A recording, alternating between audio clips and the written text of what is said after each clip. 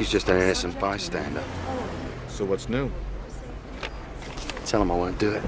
It has to be done by next Thursday, Nick. And make sure it happens in Boston where he lives.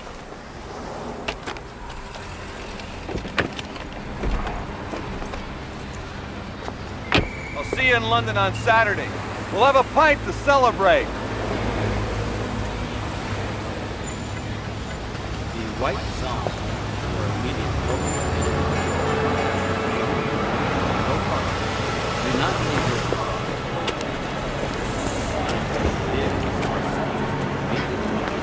Mr. Toomey! Mr. Toomey! Thank God I caught you! I checked over the figures on those foreign bonds you bought, and as it turns out, you haven't made $43 million. You've lost it. I know. You know? Of course I know. I'm the head of the bond department, aren't I? Talk to you from Boston. Mr. Toomey, you can't go to Boston. All these transactions were personally authorized by you. The board of directors will crucify you. I know. That's why I have to go. And I suggest you just relax, because everything's going to be fine. In fact, it's going to be wonderful. There's something strange inside that man's head. Later, Dinah. Now that I've given you a lift to the airport, you want to tell me why you're going to Boston? Doris, I'm not going to tell you, and you know Yes, but this is just so unlike you. Flying off to some strange city for no reason, not even telling your best friend why. AP Flight 29 to Boston. Oh, gosh, that's my flight. I gotta go. Bye. This is to announce the boarding of AP Oh, I'm sorry. to Boston, departing from Gate 51. Bye.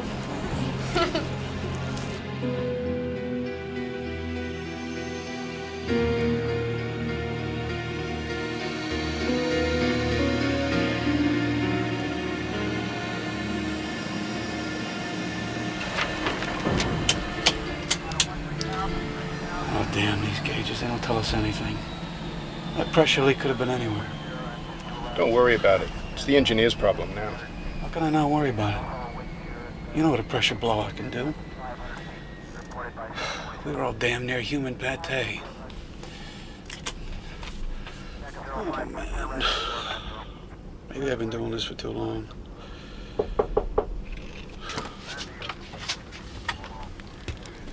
Captain Engel? Yeah, but I don't know what to tell you. We couldn't find that pressure leak anywhere.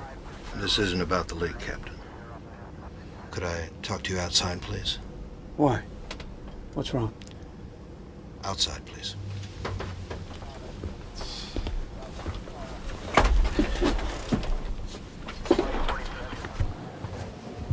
You want to tell me what's going on? It's about your wife. My wife? Oh. You mean my ex-wife? We're divorced. Why? What about her? There's been an accident. Perhaps you better come up to my office. What about Annie? How badly has she been hurt? Is she dead? Yes. I'm afraid she is. There was a fire in her apartment. Are you all right, Captain? Yeah. Just a shock, that's all. There's a red-eye leaving for Boston right now. You can deadhead back on it if you want. Yeah, I guess I better. Ladies and gentlemen, American Pride Flight 29 to Boston is now boarding passengers in all rows. Please, Looks like have a your full boarding flight. passes ready. Yeah, I guess. What's the weather like? Clouds at 20,000 feet from the Great Plains all the way to Boston. Oh, and we've had sightings of the Aurora Borealis of the Mojave Desert. Northern Lights? Over California this time of year? Who knows? The weather's been really freaky this year. I asked for a window seat, and that's what I'd like. See right there? Yes, of Says where course, your sir. seat is. I want a window seat. Why don't you talk No. Why don't you talk to the ticketing agent? I only want to talk to you. I don't want to be her problem. I want to be... There's one on every flight, isn't there? Always. And since we have a very full flight this evening, we ask that you kindly place all bags and carry-on articles securely in the overhead luggage compartment or onto the seat in front of you. If you are in need of any assistance, the flight attendant will come by to help. Well, I guess this is it, Captain. Have a nice trip. And my condolences. Thank you. Pardon me. Excuse me?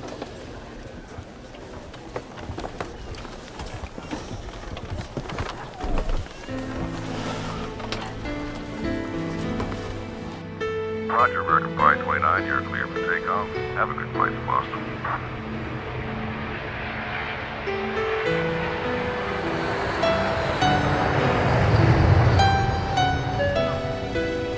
Our flight tonight will take us over the Rocky Mountains and Denver, past Des Moines and up over St. Louis, then on into the Boston area. So, folks, relax, enjoy the flight, and thank you for flying American Pride.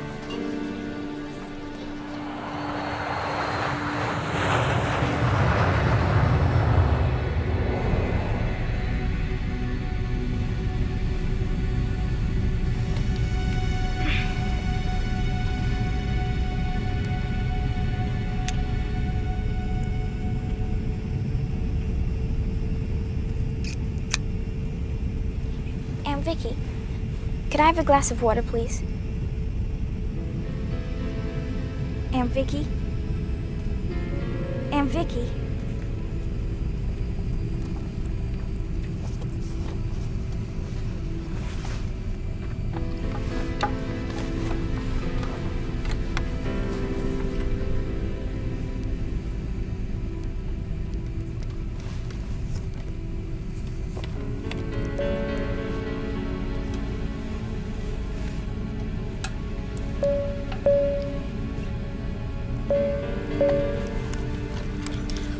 Would somebody speak to me, please?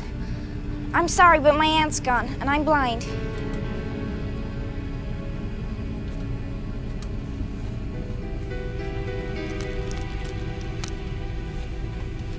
Hello? Is anybody here? Anybody?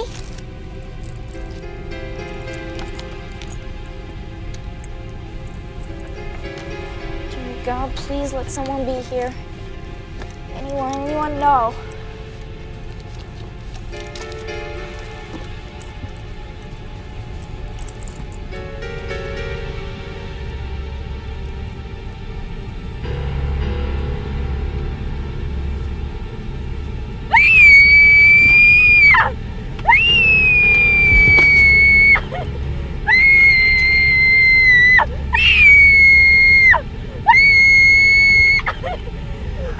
It's all right. It's all right. It's all right. What's wrong? Where is everybody? They've gone. They've all gone. What do you mean, where's everybody? They're all right here.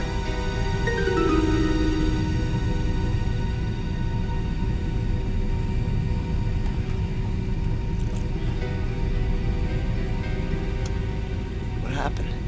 Did we land while I was asleep and let the others off? Where's my aunt? I want my aunt. Please, I want my aunt. You're gonna be all right. What's your name? Dinah, I can't find my aunt. I'm blind and I can't see her. I woke up and her seat was empty. Who was screaming? Is the plane in trouble, mister? Where is everybody? What's going on? Are we in Boston already? I want my aunt now! Aunt Vicky! Aunt Vicky! Hey! Aunt Vicky! What the hell is going on here? Will someone shut this brat up? You're not alone. There are other people here. Can you hear them? Yeah, I can hear them. But where's Aunt Vicky? And who's being killed? Killed? Has someone been killed? Have we been hijacked? No one has been killed. I felt her hair. Someone cut off her hair. It's 10. Counting yourself and the bloke asleep in first class. What about the crew? Anybody know about them? Not yet. I was just about to find out. You stay with the girl? Yeah, all right, but what's happening? Gotta come back with some All right, answers. everybody, just calm down.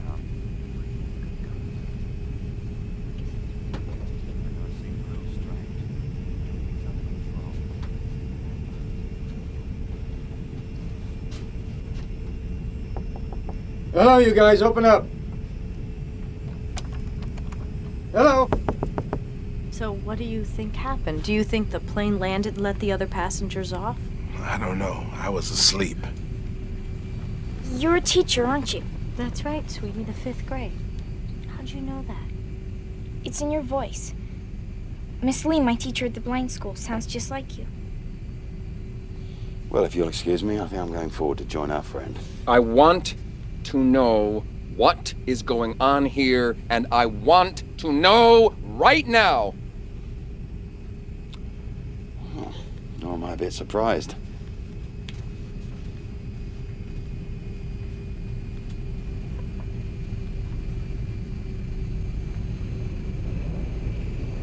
You said before that you had felt someone's hair. What did you mean by that? Over there on one of the seats. I felt someone's hair. This is a wig. It's not a human scalp. Is that what you felt? What do you see? Nothing, just mountains and darkness. Hello? Hello? Hello?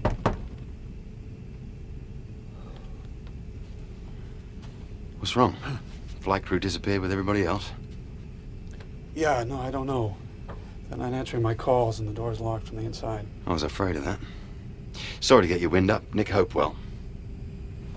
I am praying, sir, that the pilot's cap I noticed on one of the first-class seats belongs to you. It does, Captain Engel. But under the circumstances, you can call me Brian. I'll call you Savior. If we find what I expect to find on the other side of that door, well, let's try and get it open, shall we? Okay. Let's see.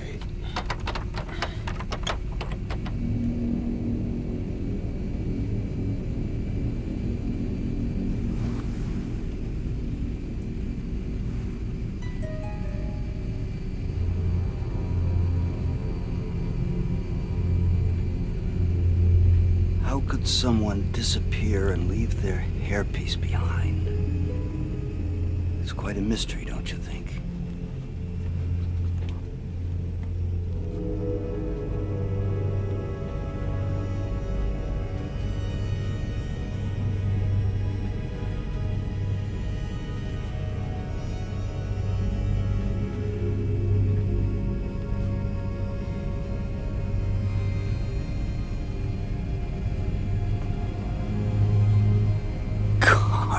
Yeah, you're not kidding.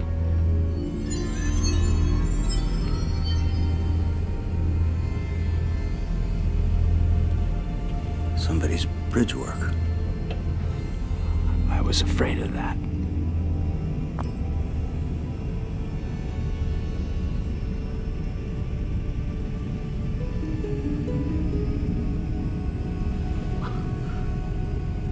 What's going on here? Hello? Excuse me. Come out from back there. Who's back there? Hi. Yeah. I'd like to know exactly what's going on, please. Currently? We're about to break the lock on the cockpit door. It seems our crew have abdicated along with everybody else. But we're in luck all the same. My new acquaintance here just happens to be a pilot. You work for American Pride, friend? Yes, I do. But I think what's important right No, now... No. I'm going to tell you what's important. No, I'm going to tell you what's important. You know what's important? I have a meeting at Boston's Prudential Center at 9 o'clock this morning. Promptly at 9 o'clock. That's what's important. Now, I booked a seat on this conveyance in good faith, and I have absolutely no intention of being late for that appointment. Wait. Now, I have 3 questions for you. Number 1, who authorized an unscheduled stop for this airliner while I was asleep? Number 2, where was that stop made? And number 3, why? Why was that done? You ever watch Mr. Spock on Star Trek? What the hell are you talking about? Just if you don't shut your cake hole, you bloody idiot, I'll be happy to demonstrate his Vulcan sleeper hold for you. Don't you talk to me like that. Do you know who I am? Of course I do. You're an obnoxious little twerp who likes to hide his fear behind aggression. No harm in that, but you are in the way. Listen to me. Listen! Whoa, a nose hold. I can break it. Easiest thing in the world, trust me. I said I could break it. Do you understand? Signify if you understand. Listen to me. I haven't got time to discuss your business appointments, therefore I'm going to send you back to the cabin with this gentleman in the striped shirt. Don Gaffney. Mr. Gaffney will be your escort. Once you arrive in the main cabin, cabin, you will sit down in your seat, strap your seatbelt firmly around your middle, and keep your mouth shut. Do you understand? Oh, please favor me with a thumbs up if you understand. Jolly good. Now I'm going to let go of you and your nose now. And when I do, if you so much as utter a word, a syllable, you will be investigating hitherto unexplored realms of pain.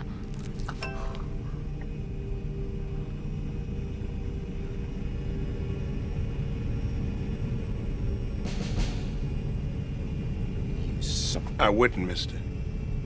This guy means it. You better come on back with me. Bad idea. Come on then. Hey, come on. Come on. Let's see if we can find something for that nose.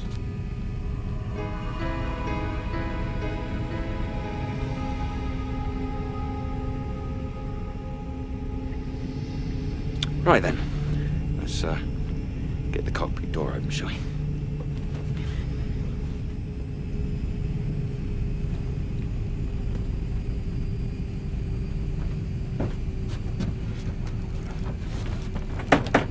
Come on.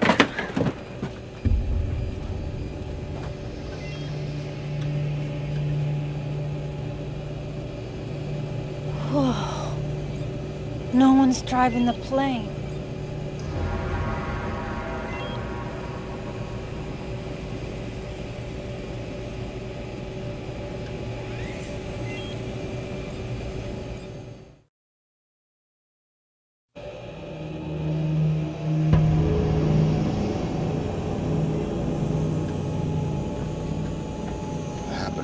Whatever it was.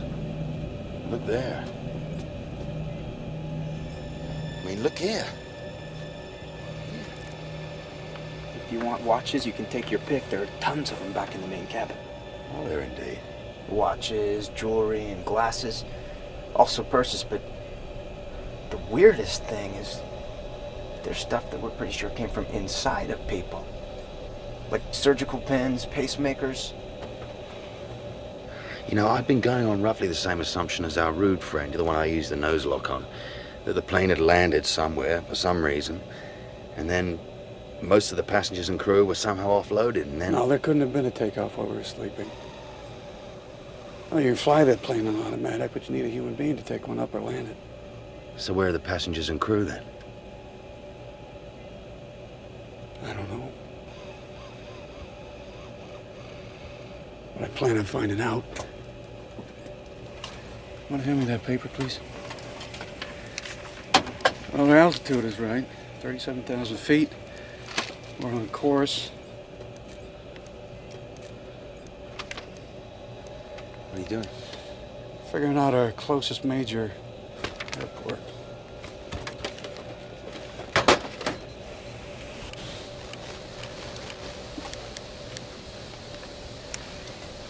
Denver Center, this is American Pride, flight 29. You read me, over.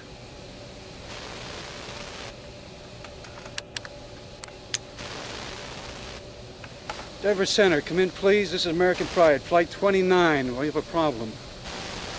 A big problem. What's going on? I'm not getting anything at all. Mayday, Mayday, this is American Pride, flight 29, requesting emergency aid. Come in, please.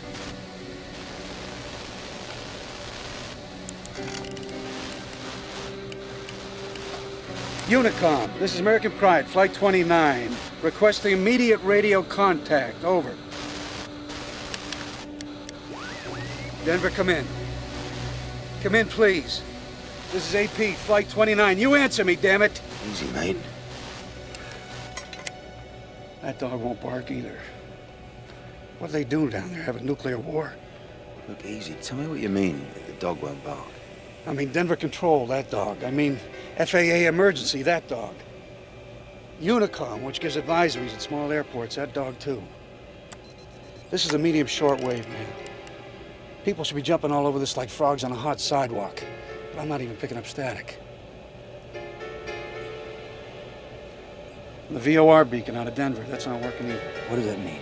It means we have no radio. It means we have no Denver navigational beacon. And my board here says everything is peachy keen, which is crap. It's gotta be. Hey, kid, would you run back there? Look out the left side of the plane. Look behind us. Tell me what you see. My equipment says we're less than 50 miles south of Denver right now.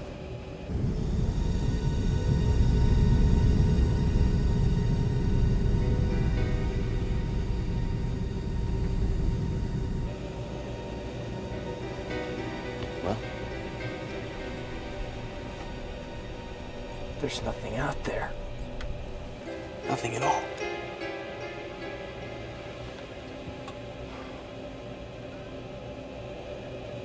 Denver's blacked out, isn't it? Yeah. Either that or it's gone. All right, people, back to your seats. We need a little peace and quiet. We are being quiet.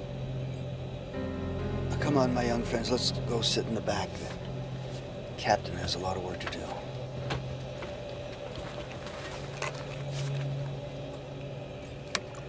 What are you doing? Using the military aircraft band. Strategic Air Command is never off the air.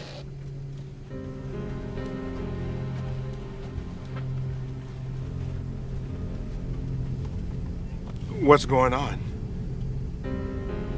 The captain and that British fellow are trying to raise an airport on the radio. I suppose that we should introduce ourselves. I'm Bob Jenkins. I'm a mystery writer. I've written more than 40 novels. None as strange as this. My name is Laurel Stevenson, and I'm a school teacher in the San Fernando Valley. And this is the first vacation I've had in 8 years. What's the matter? My name's Dinah Bellman, and I'm on my way to have an eye operation in Boston. Afterwards, I'll be able to see again. Probably be able to see again. The doctors say there's a 70% chance I'll get some vision, and a 40% chance I'll get all of it. Albert Kausner. I'm on my way to the Berklee School of Music. I play violin. I'm Bethany Sims. I was gonna spend a couple of days with my aunt in Worcester, Mass. Now...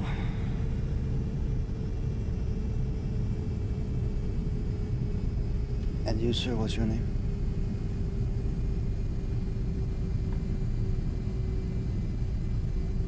How about you?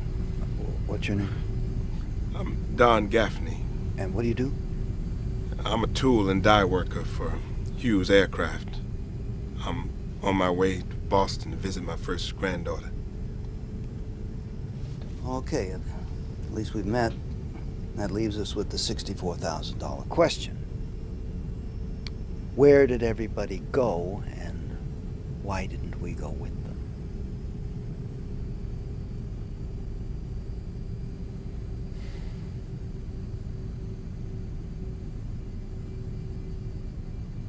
Air Force Control, this is American Pride, Flight 29. Do you read me? Over.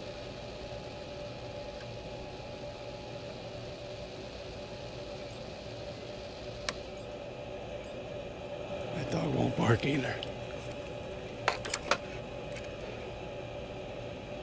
We're all alone up here. Completely. Totally. All alone. You listen to me, my friend. We don't want to panic on our hands, do we? You've got 10 people on this aeroplane, and your job's the same as it ever was, to get them down in one piece. You don't have to tell me what my job is. I'm afraid I just did. You look a damn sight better now.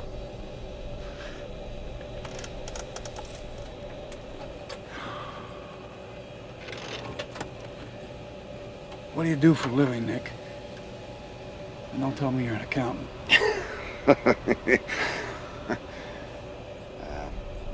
Junior attaché, British Embassy, old man. My aunt's hat. Well, that's what it says on my papers. If it said anything else, I suppose it'd be Her Majesty's mechanic. I fix things that need fixing. Right now, that means you. Thank you, but I'm fixed. Good enough, then. So what do you intend to do? Can you navigate without these ground beam thingies? Can you avoid other aircraft? I can navigate just fine with the onboard equipment. As for other planes, this thing right over here, that says there are no other planes. Well, we don't have to worry about running into anybody then, do we?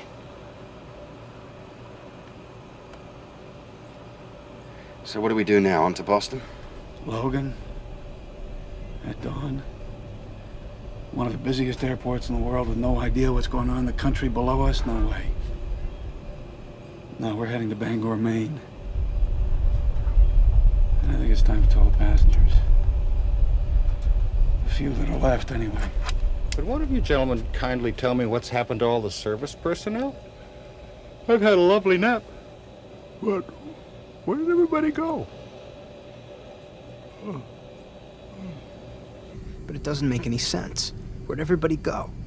I don't know, but perhaps... Ladies and gentlemen, this is Captain speaking. Captain, my butt. Hey, shut up. As you know, we have an extremely odd situation on our hands here. We have no cockpit-to-ground communication. And about 5 minutes ago, we should have been able to see the lights of Denver clearly from the airplane. We couldn't. Now, all of that is bad news. The good news is this. The plane is undamaged. We have plenty of fuel. And I am qualified to fly this make and model. And the last thing I want to pass on to you is that our destination will now be Bangor, Maine. What? Our in-flight navigation equipment is in 5x5 working order. But I can't say the same for our navigational beams. Under the circumstances, Bangor International Airport will be our safest bet.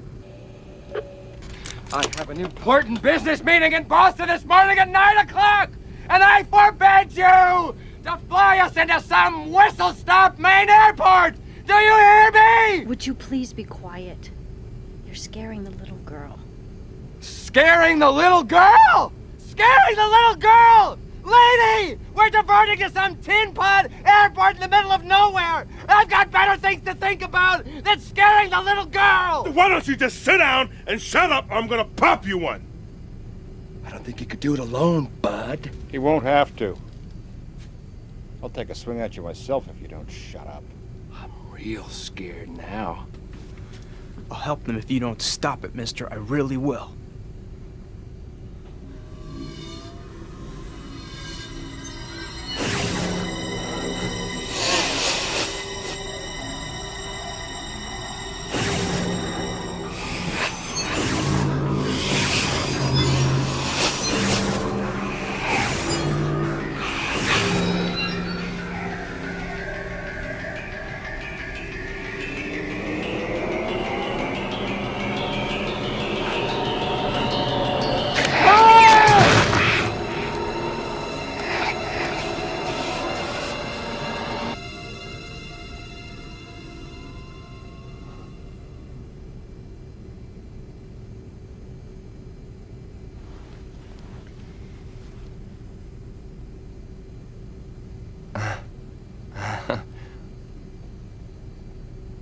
Okay.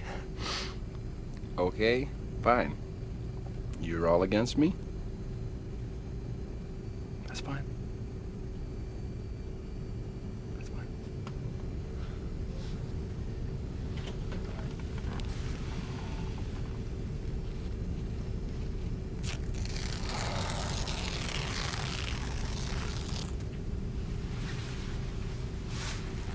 It doesn't have to be this way, mister. You should just relax. Take it easy.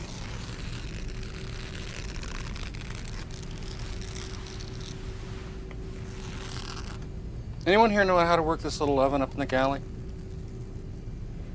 I didn't think so.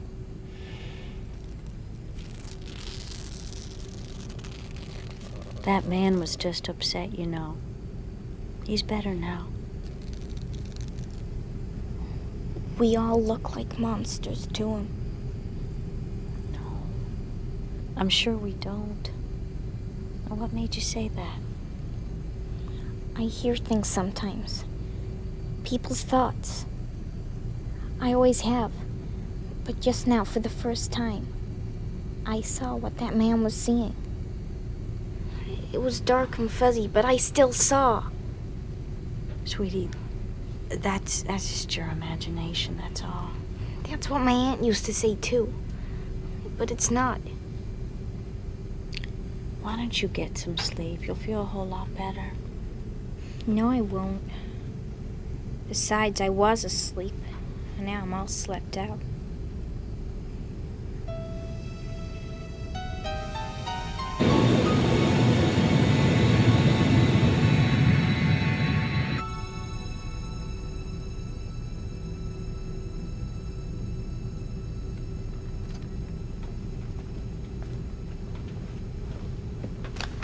See anything?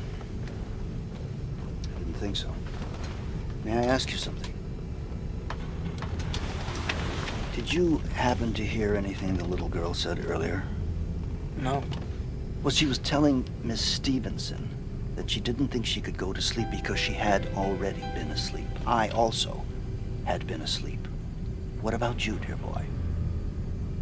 What about me, what? Were you sleeping? You were, weren't you? Well, yeah. Yes. We were all asleep. Everybody. Well, maybe. Nonsense, maybe. I'm a mystery writer. Deduction is my bread and butter. Don't you think if someone had been awake when all those people were eliminated, that person would have screamed bloody murder and awakened the rest of us? I guess so. Of course. So I deduce that everyone was asleep, including all those people that were subtracted, along with the flight crew, of course, dear boy. Could you call me Albert, please, Mr. Jenkins? That's my name. Oh, I'm sorry, yes, of course. Yes, I'm upset. When I'm upset, I tend to get a little patronizing. Please forgive me. It's just that I'm trying to figure this thing out. Well, do you have any ideas? Well, if it were just the plane, I could easily come up with a scenario. What scenario? Well, let's say, for instance, that some shadowy government organization decided to conduct an experiment and we were the test subjects. And the purpose of such an experiment, given the circumstances, would be to document the effect of serious emotional stress on a number of ordinary Americans. And the scientist who designed the experiment loads the oxygen system of this plane with an odorless hypnotic gas. After this is released into the air, everyone falls asleep, with the obvious exception of the pilot, who is breathing uncontaminated air through a mask. Then the captain lands the plane at a secret airstrip in Nevada, let's say, whereupon, with the exception of the 9 randomly chosen test subjects, all the sleeping passengers are carefully carried off the plane and placed aboard another identical plane. The captain then gets Flight 29 airborne again and returns it to its original altitude and heading. He activates the autopilot. He disables the radio systems. And then, as the effect of the gas begins to wear off, the captain hears on his intercom the voice of the little blind girl calling for her aunt. And he knows that this will wake the others. The experiment is about to begin. Captain Engel is one of them? Well, in this scenario, he is. If Captain Engel is one of the people who did this to us, we're going to have to capture him as soon as we land. You, me, Mr. Gaffney, and perhaps that British fellow. But it doesn't hold up, you know. What? This scenario I just gave you doesn't hold up. But you just said... What I said was, if it were just this plane, I could give you a scenario. But unfortunately, it's not just this plane. The city of Denver is probably still down there, but all its lights were off, if it was. And it's not just Denver, I can tell you that. Omaha, Des Moines, St. Louis, there isn't a trace of any of them down there either. Now, what has happened has not just happened on this plane. And that's where deduction breaks down.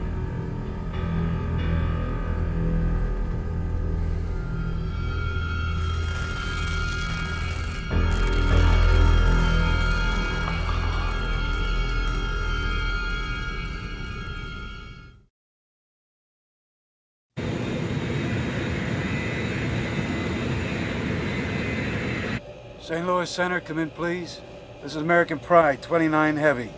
Repeat, American Pride, Flight 29 Heavy. Do you read me, over?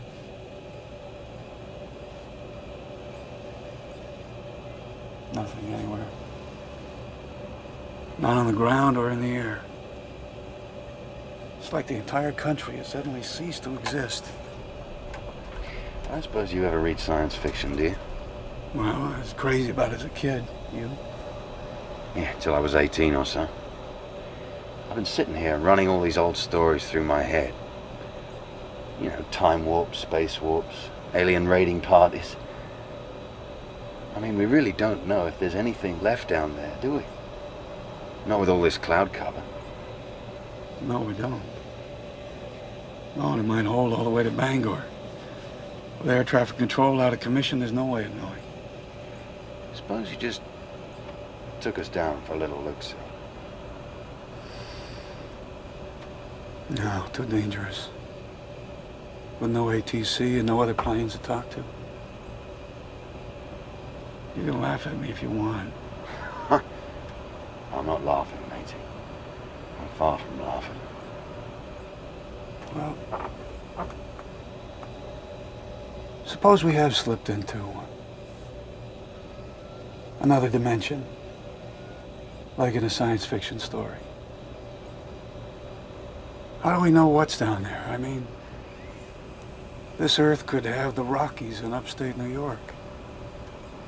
Well, we seem to have the sky pretty much to ourselves. Up here, that's true. Down there, who knows? And who knows, it's a very dicey situation for an airline pilot. So, for now we just go on. Right. And wait. Right again. Well, you're the skipper. That's 3 in a row.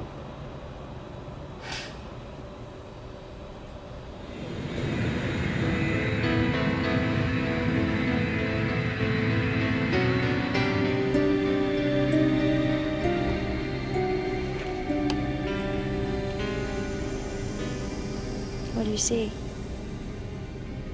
The sun's up. That's about it. What about the ground? I can't see it. It's all clouds down there. Perhaps it's just as well. Maybe.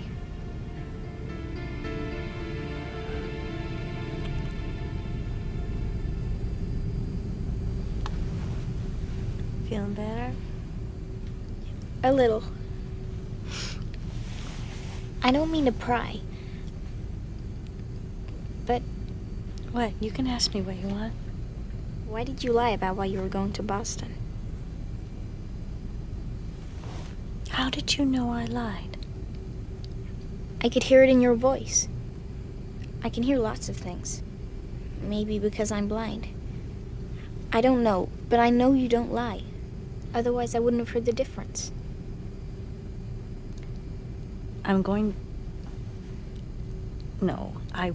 going to meet someone. A man named Darren Crosby.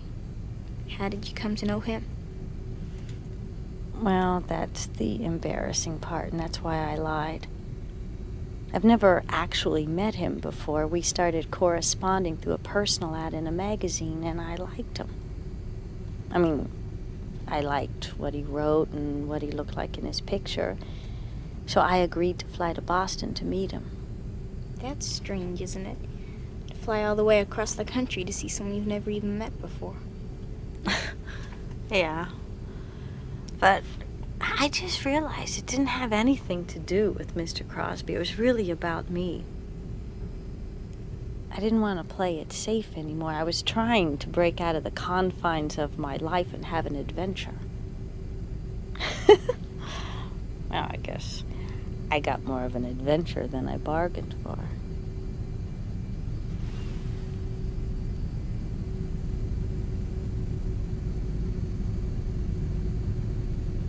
You're very pretty, Laurel. I'm sure you'll find what you're looking for.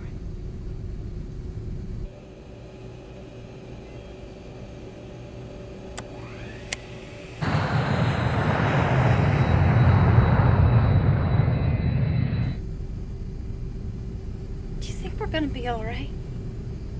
I think so. I hope so. Kind of scared what might be under those clouds.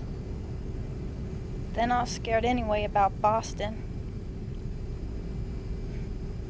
My mother all at once decided how it'd be a great idea if I went to spend a couple of weeks with my Aunt Shauna.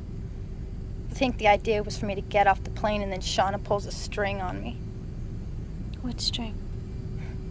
Do not pass go, do not collect $200, go directly to the nearest rehab and stay there till you've dried out. Everything just seemed so weird before that this just seems like more of the same. This is really happening, isn't it? I mean, I'm not just imagining it, am I? No. It's real enough, all right. Do you need a rehab, Bethany? I don't know. I guess I might. I used to just think it was party time, you know? All the booze and drugs I could get, but now, I don't know. But getting shipped off this way just makes me feel like a pig in a slaughterhouse chute. I'm sorry. I'm sorry too, but I guess this is the wrong time to worry about it, huh?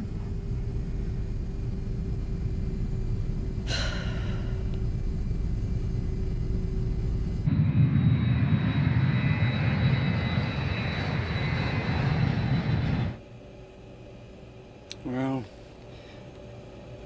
I think it's time to fish or cut bait. Hello again, ladies and gentlemen. This is Captain Engel speaking. We are currently over the Atlantic Ocean, about 30 miles off that Maine coast. I'll be commencing our initial descent into the Bangor area very soon. I want you all to make sure your seatbelts are snug and secure. I'm beginning our descent now. I want you all to be calm. My board up here is green across, and all procedures in the flight deck remain routine. Well, that's very comforting, that is. You should have been a politician, mate.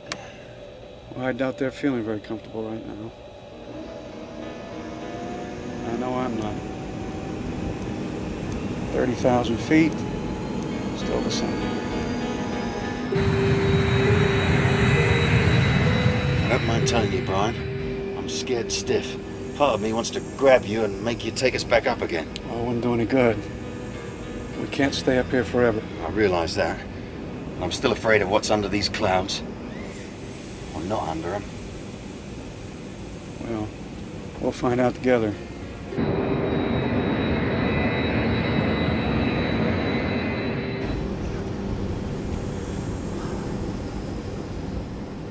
I figure we might as well all be together on this one.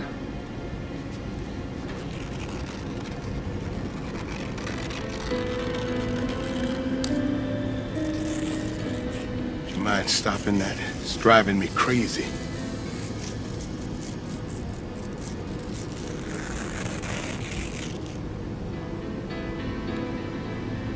Well, at least we'll be able to get some chow when we land.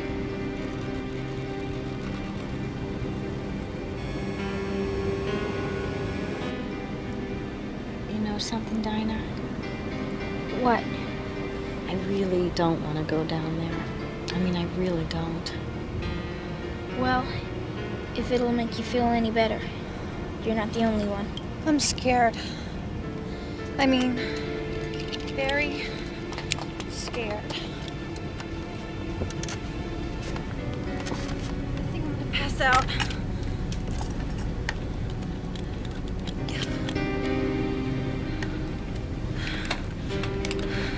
It's going to be all right. I hope so.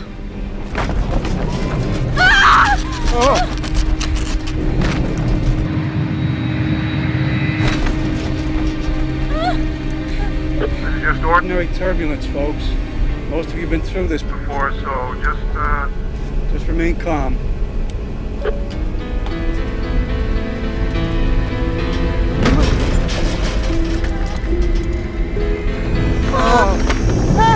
What's wrong? Is there something wrong with the plane?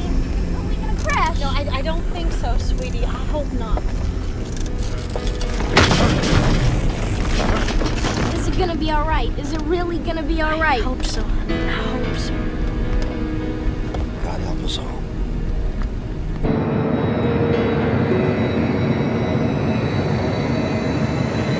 Look, maybe this wasn't such a good idea, Brian. Maybe we should climb back up again and think about it, eh? Not enough time and not enough fuel.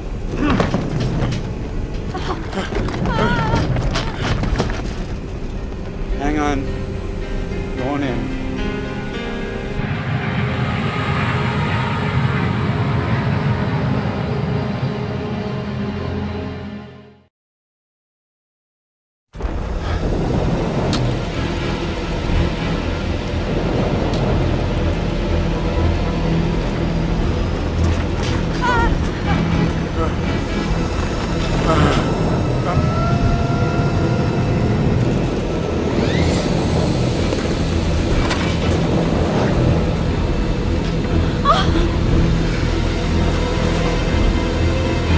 Bethany! Bethany! Bethany! God, what the hell was that? There's a drink Charlie loose up front that probably rolled into the galley wall or something.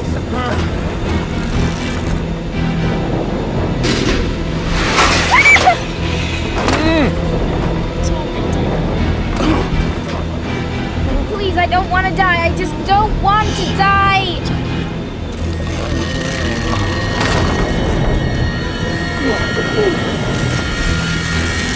Look, quit it right now, you worm! I'm gonna take what's left of that magazine and stuff it right down your throat!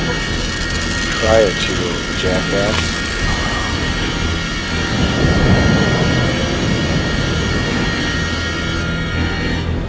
3,000 feet. How low is this sea, Brian? I don't know, lower than I'd hoped, that's for sure.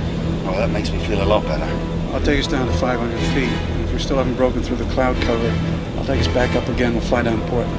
Well, maybe you should take us that way now. You know, the weather down there is almost always worse than the weather here. This is starting to look like a bad decision, mate. We haven't struck out yet. But we are running out of room, aren't we? I mean, 2,000 feet. Somewhere underneath all this grayness, the ground's rushing up to meet us, isn't it? Yeah, it is, but we still get... There we go. We're coming through.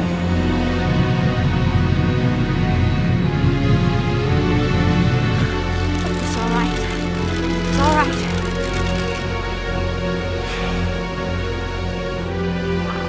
We've broken through the ceiling, ladies and gentlemen. In a few minutes, you're going to hear a thump from below. That'll be the landing gear lowering into place. I am continuing our descent into the Bangor area.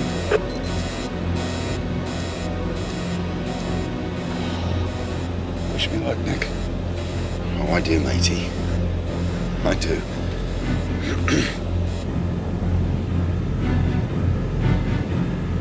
What do you see, Laurel?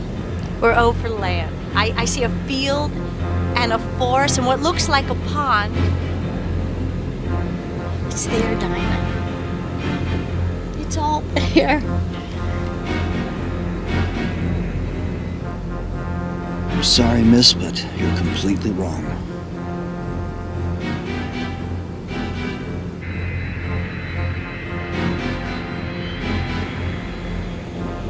I can see the airport. My God, what a beautiful sight.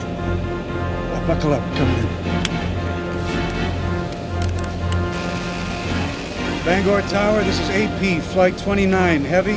I'm declaring an emergency. If you have runway traffic, get it out of the way. I am coming in. Yeah, the runway lights are dead, Brian. No time to worry about that now.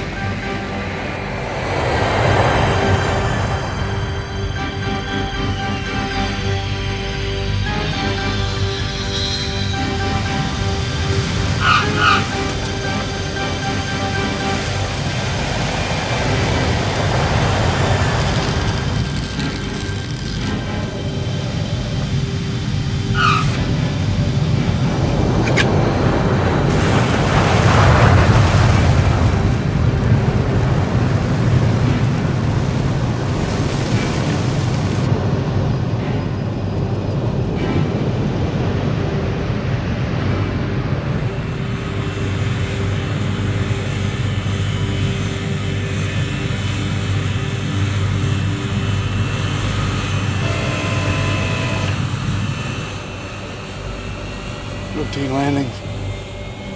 Nothing to it.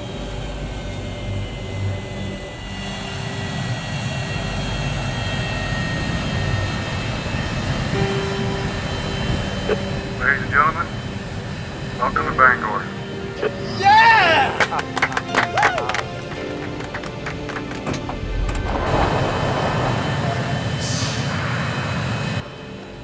Thank you for that welcome, my friend.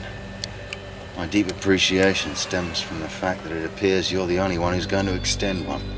And this place is utterly, totally deserted. No, it can't be. Unfortunately, I'm afraid it is.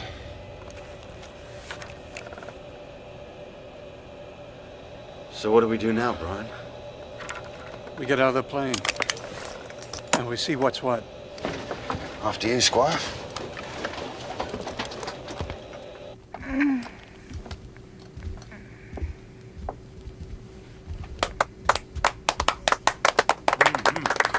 Okay. What is it? It's the pilot. It's the pilot that landed us safely.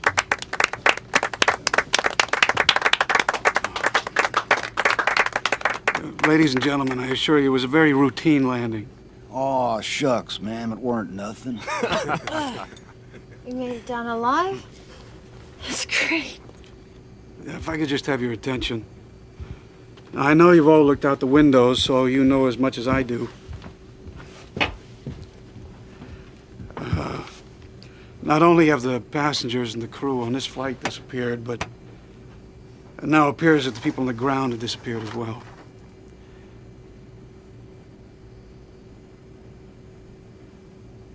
But logic suggests that since we survived, whatever it was, that others must have survived it as well. False logic. I think the best way of dealing with this is just to take things one step at a time. And the first step is exiting the plane. I bought a ticket to Boston, and Boston is where I'd like to go. Shut up.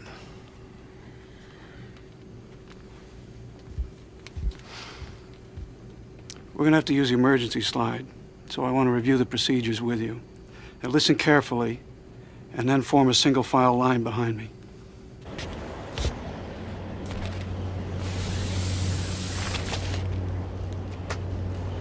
Well, here we are at last. You know, there's something wrong with the air here, Brian. It's... What do you mean? I don't know. Poisoned? No, at least I don't think so. Just no odor, no smell. What? Is there something wrong? I mean, I'm not sure I really want to know, but if there is... Honey, there's nothing wrong here. But there is. This place smells wrong. Really badly wrong.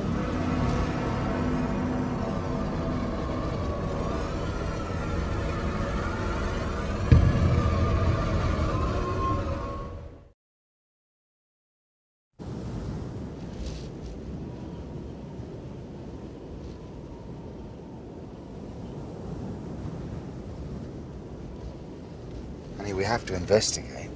We don't have any choice. You understand that, don't you? Why? Why do we have to? There's no one here.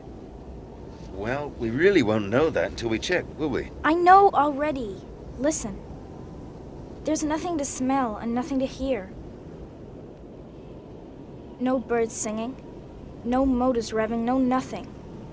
But what? Never mind. Well, what now, Captain? You tell me. Us. I suspect this is more your territory than mine.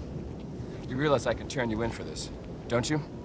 You realize I can sue this entire airline for $30 million and name you as primary respondent? Well, that's your privilege, Mr. Toomey.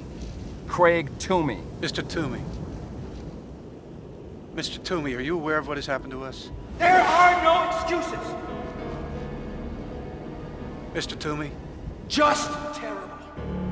Mr. Toomey? Stop wasting time! Mr. Toomey? This is terrible. Just terrible. An A- and a B. A B, for God's sake!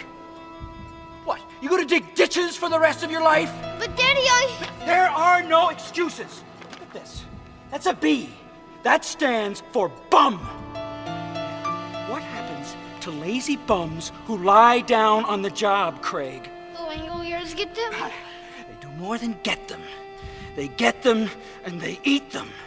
They tear into those lazy little boys with their dry, hungry, chomping teeth. No, Daddy, don't let them get me! They will get you unless you get with the program and stop wasting time. They will eat you alive, alive and screaming. Mr. Toomey.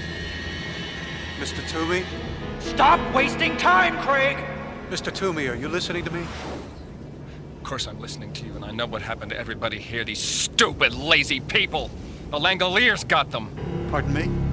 You know how important my meeting at the Prudential Center in Boston is? Do you understand that the economic fate of nations may hinge on this meeting, a meeting from which I shall be absent? Well, that's all very interesting, but really, right now, I don't have the time. Time! What the hell do you know about time? Ask me about time! Ask me! Time is short, sir!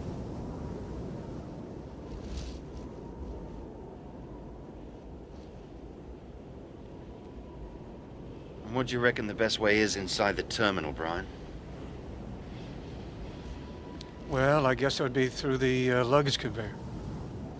All right, then. Now let's hike on over. Ladies and gentlemen, shall we? Let's go. Let's go. Mr. Toomey?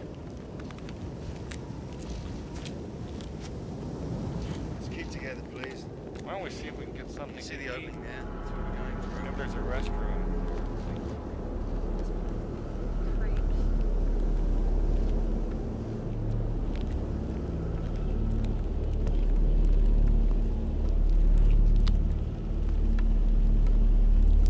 Don't have to worry so much, Dinah. It's just that the situation is strange, therefore everything seems strange. Including the sound your heels make hitting the concrete? You're right. They sound weak. That's right. Weak. Almost as if they don't have any strength.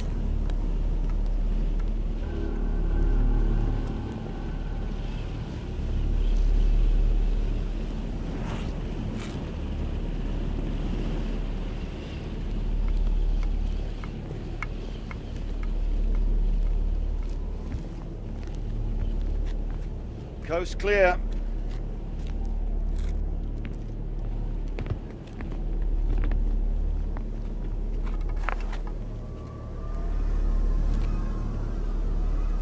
It's really wrong here.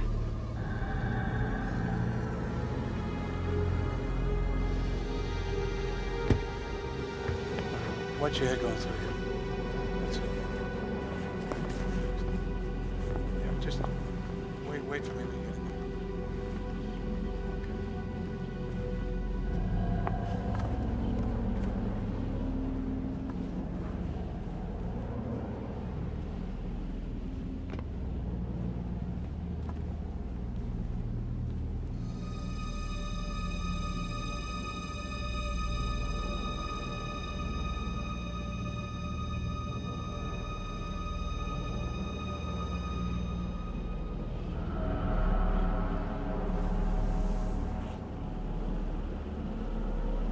Right then.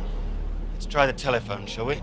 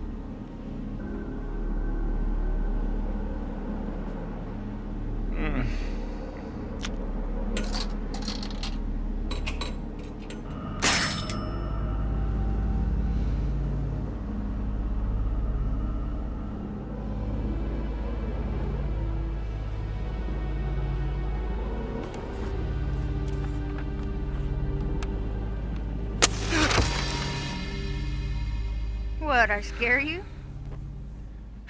A little. God, at least that's better. Didn't dare do it on the plane. I thought I might blow something up. Excuse me, but I quit those, 10 years ago. No lectures, please. I've had enough to last me a lifetime. No. I was gonna ask if I could have one. Thank you. Thanks.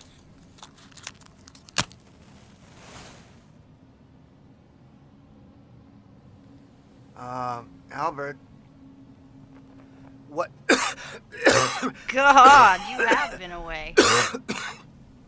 Here. Now I know why I quit him. God. Albert, what time's your watch say? 8:45. Yeah, so does mine. But I don't trust it. It feels much later than that to me. You know, it does. It feels like it's almost lunchtime. Isn't that nuts? It's not nuts, it's just jet lag. No, I disagree with you, young lady. We traveled west-east, and any temporal dislocation that west-east travelers feel works in the opposite direction. They feel it's earlier than it really is. I wanted to ask you about that exact thing on the plane. When the captain told us that there must be other people here, you said false logic. But it seemed straight enough to me. We were all asleep, and we're here.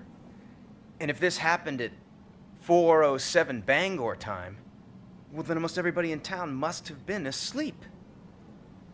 Yes. Yes. So, where are they?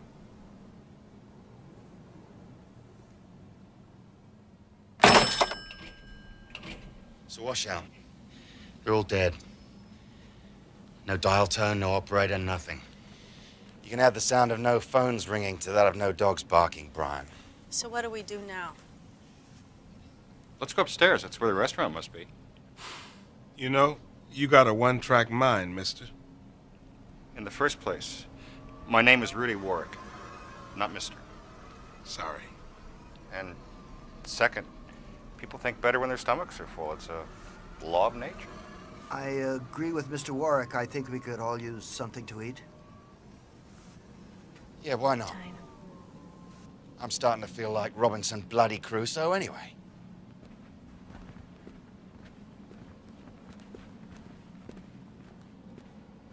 You know something, don't you? I might, but then I might not. But I do have a suggestion. Young lady, save your matches. Well, I don't get what you mean. There's got to be a newsstand upstairs with tons of matches and disposable lighters. I just still say save your matches. Wait a minute. Where's Mr. Toomey? Who cares? Good riddance to bad rubbish. Sorry, mate, I didn't see him go. Toomey! Craig Toomey! Where are you? Something's wrong. There's no echo. What do you mean? That's impossible. Hello? Is anybody there? Hello? Is anybody there?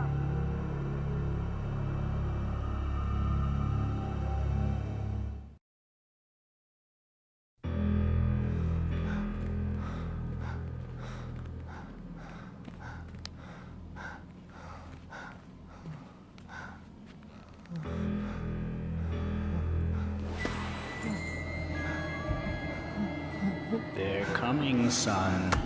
The Langoliers are coming. No, no one is coming. They're coming for you. You've been bad. You had an appointment in Boston, and you skipped it. No, it wasn't my fault. I was kidnapped. There are no excuses! Lying down on the job is lying down on the job. I don't want my job. What? I don't want my job, and I don't want my life. Since I was 5 years old, you've been loading on the pressure, seeing if you could make me explode. Well, I am going to explode, Father, and I don't give a damn. You know what I did? I bought $43 million worth of bonds I knew were total garbage. You did what? I burst on a target on my own head! I went out! I went out! Get a hold of yourself, for God's sake! Now, are you ready to get with the program? Why can't you love me and leave me alone? Love is not part of the big picture!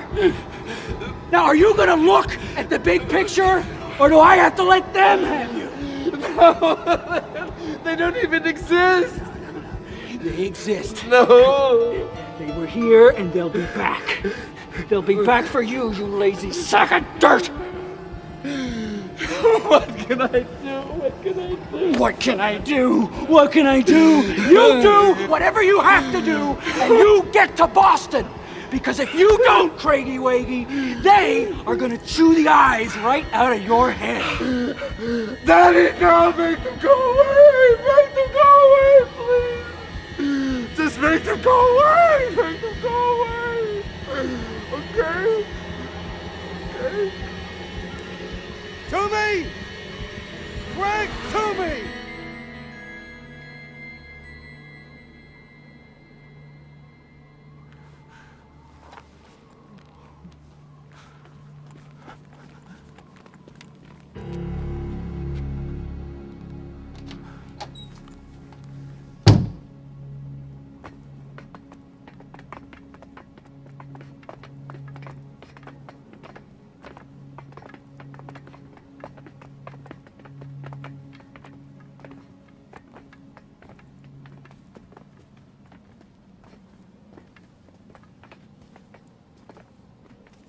Okay, let's go. Wait. What? Shh.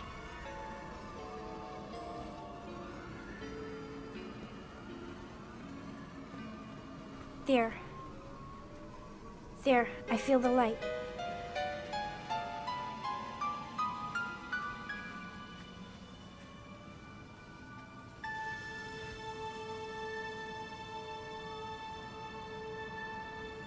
The glass is wrong too. Dinah. Shh. I hear something.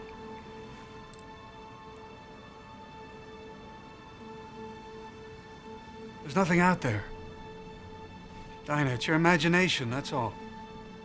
Dinah, tell us what you hear. I don't know. It's very faint. I heard it when we got off the airplane. And then I decided it was just my imagination. Now I can hear it even through the glass. It sounds a little like Rice Krispies after you pour in the milk.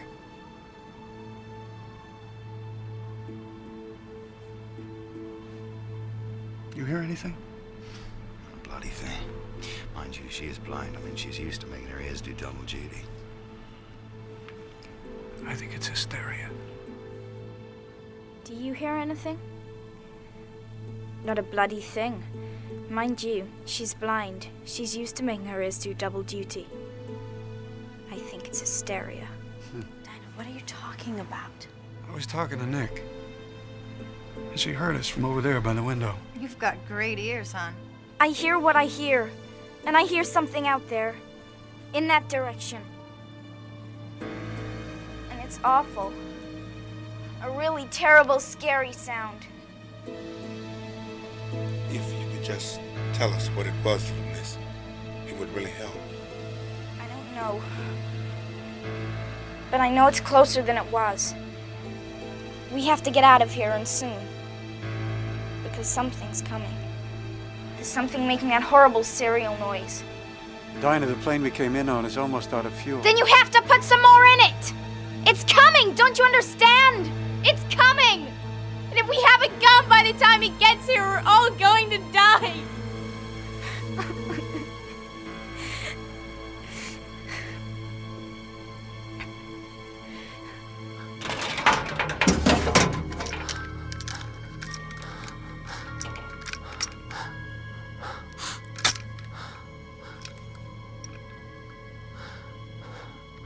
I don't want to hurt anyone.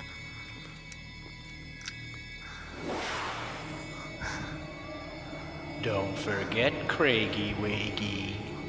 The Langoliers were here. And they will be back. You'd better be gone when they get here, or you know what will happen. Oh, I know what'll happen. They'll eat me. They'll eat me all up.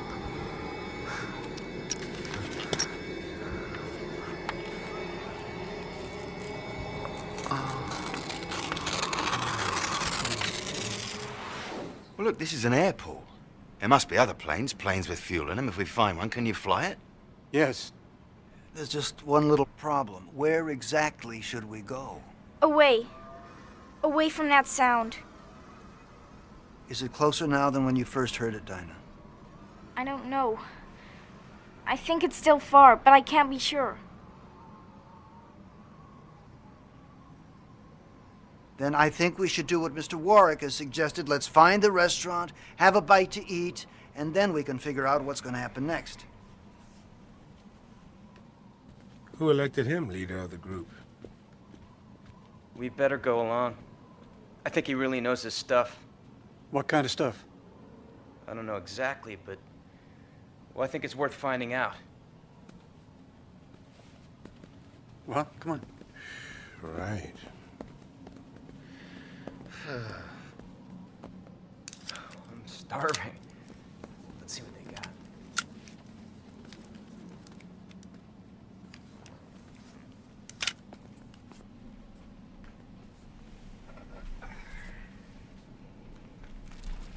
See? Told you I didn't need to save my matches. You were right. But let's try one of these, okay? Sure, but why? Well, that's what we're going to find out. Son of a bee. Looks like we've discovered yet another problem. Can I borrow your book of matches, Bethany? Wait a minute, matey. Exactly what is it you do know? Only that this situation has even wider implications than we thought. What's happening, folks? Be damned if I know, but I don't like it much.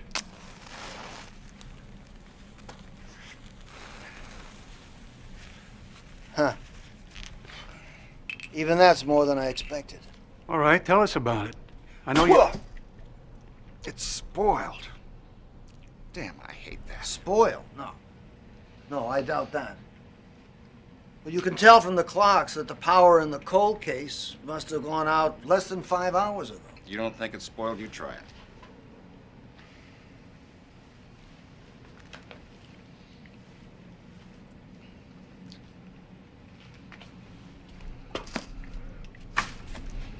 That's not spoiled. It's just tasteless, like chewing paper. But I can understand why you might have thought that it was spoiled. It was spoiled. Try your beer. See how that is. I don't want it anymore. Here, give it to me. I've drunk 'em warm before. Don't cross my eyes none. Damn. Flat. Flat and tastes like an old tire. Oh, good. That's good. Flat, that's something we can see. Can you get some more beers and some soft drinks from the cold case over there? You can't dilly-dally any longer, Craigie Waggy. You have to get to Boston, and you have to do it now.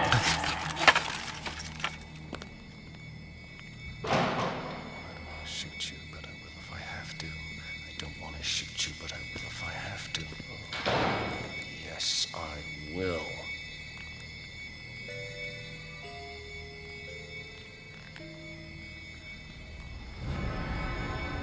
You're out there, aren't you? You ate up all the useless, lazy people, and now you're coming back for me. But I'll be gone by the time you get here. I'm going to Boston.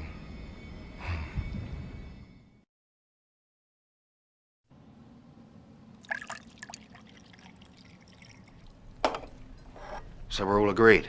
The beer's flat. But why?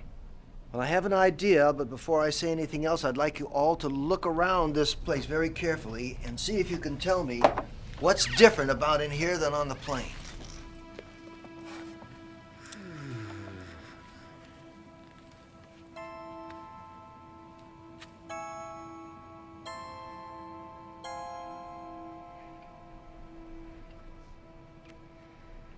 The rings, the wallets, the purses, the surgical pins. None of that stuff is here. Correct. That's 100% correct. As you say, there's none of that stuff here. But when we woke up, it was on the plane. Why isn't it here? Maybe nobody was here when it happened. No, that's nonsense. An air terminal's like a police station or a fire station. There's people there regardless of the hour. Watch out, I hear someone! I don't want to shoot her, but I will if I have to. Now take me to Boston. What's you hear happening? me? What is it? Take me to Boston. You're choking me! What is he doing? What's choking me? Steady on, old mate. Stop moving around! You can make me do something I don't want to do. Now you stop moving Do as he around! says, Bethany. I don't want to shoot her, but I will if I have to! Ow! No, Albert!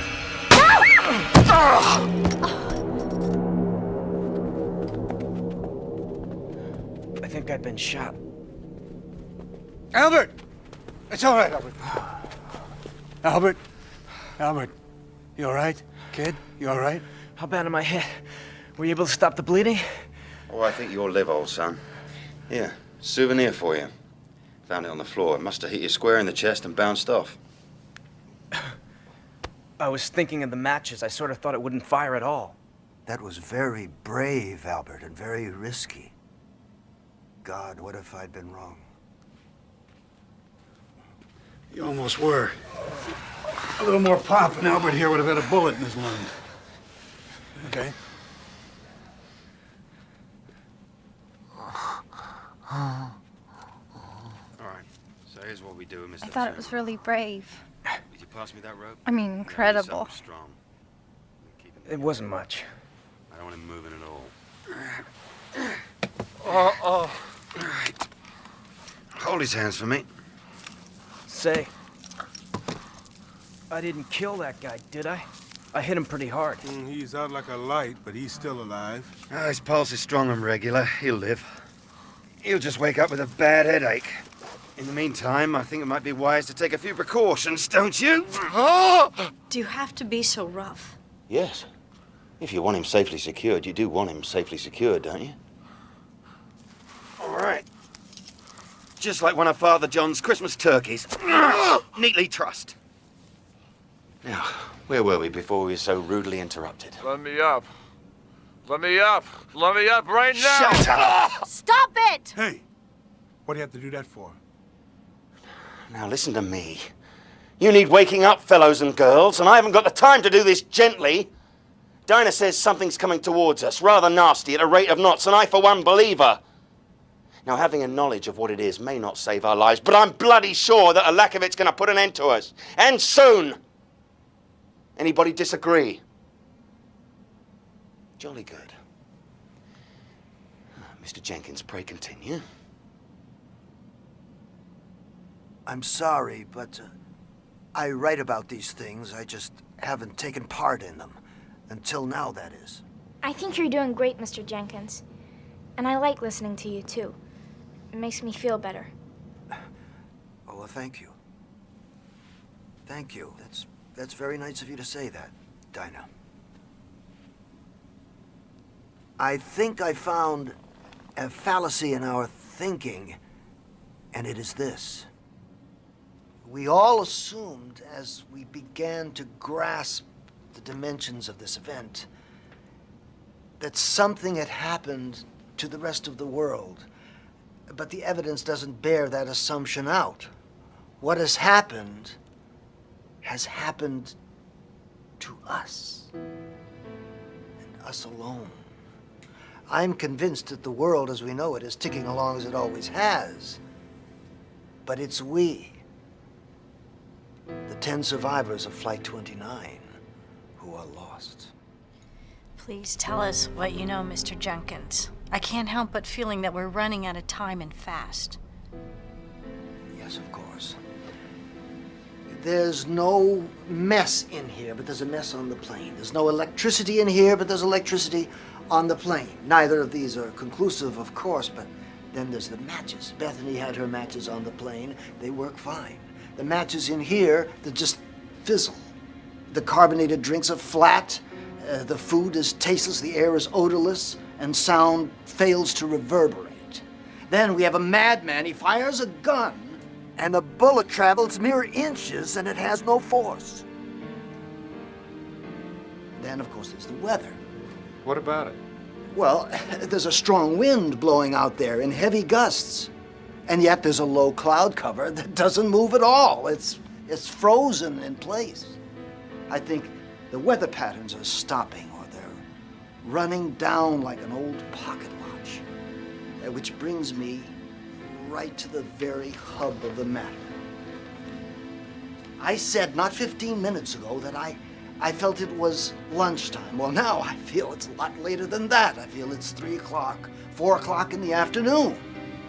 And I have a terrible feeling that we're going to see it getting dark outside before our watches tell us it's 9:45 in the morning. Please, Mr. Jenkins, can we get to the point? Well, the point is that what we're dealing with here is time. Not to mention, as Albert has suggested, let's say that every now and then a hole appears in the stream of time. Not a time warp, but a time rip. A rip in the temporal fabric. That's the craziest thing I ever heard. Amen. Mr. Gaffney, what's happening to us, the situation that we're in, this is crazy. Go on.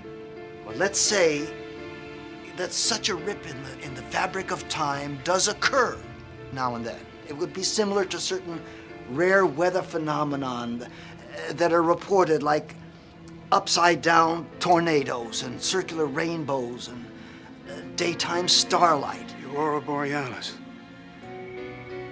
What? There was an Aurora Borealis over the Mojave Desert when we left LAX. We were supposed to fly right into it. Well, that's it. That's it. An aurora over the desert. That strengthens my point, doesn't it? If we had the bad luck to fly into that, and it was a time rip, well, that means that we're no longer in our own time, ladies and gentlemen. Look, I have to agree with the lady. Time is short. Could we just get to the bottom line, please, Mr. Jenkins? The bottom line is, I believe, that we have hopped an absurdly short distance into the past. Say as little as 15 minutes. And we're discovering the unlovely truth about time travel. That one can't appear in the Texas State School book depository on November 22nd, 1963, and hope to stop the Kennedy assassination. One can't witness the building of the pyramids or the sack of Rome, or investigate the age of the dinosaurs firsthand. No, fellow time travelers. Have a look around you. This is the past. It's empty. It's silent. It's a world with all the meaning of a discarded old paint can. Sensory input has disappeared. Electricity has already disappeared. Time itself is winding down in a kind of spiral that's going faster and faster. But what about us? If this place is winding down and we're caught in it, I suppose we'll wind down with it. Or else wink out of existence like the other passengers on our flight.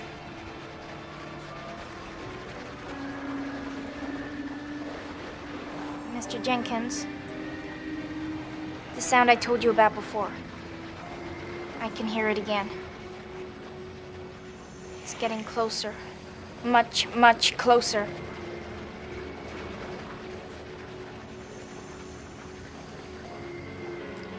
I'm going back out to the windows.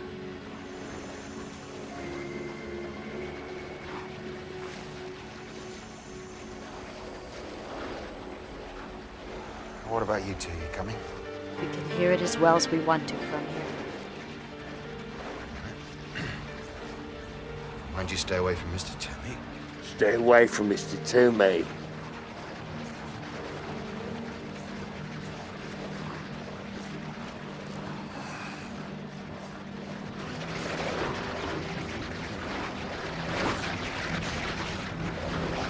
do you make of it, Brian? All I know is it's the only sound in town. No, it's not in town yet. But it will be, and soon. Dinah's right. We gotta get out of here, and we gotta get out of here now. Yeah, but where do we go? Atlantic City, Miami Beach, the nearest spa? Captain, you're suggesting that there's no place we can go. I hope that you're wrong about that. First, I have a question. Is it going to be possible to refuel that plane even though there's no power? Yeah, they have fuel pads in the ground next to the jetway out there. They should be full. But even if we do refuel the plane, then what? Then we take off again. The sound is coming from the east. The time rip was several thousand miles to the west. Can you retrace our original course? Yeah, I can, but why? The time rip might still be there. Don't you see? We might be able to fly right back through it. He might have something there, Brian. He just might. Yeah, he might. He might, or he might not. It doesn't really matter, because we're not going anywhere in that plane. Why not? If we can refuel it, then why... Remember the matches? The ones from the bowl in the restaurant, the ones that wouldn't light? What? What about them? Well, don't you see, mate? If the matches won't light and the beer's flat... Then jet fuel won't burn. It'll be as used up and as worn out as everything else in this world. I might as well fill up those fuel tanks with molasses.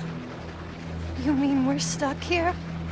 With that noise coming closer and there's no way out?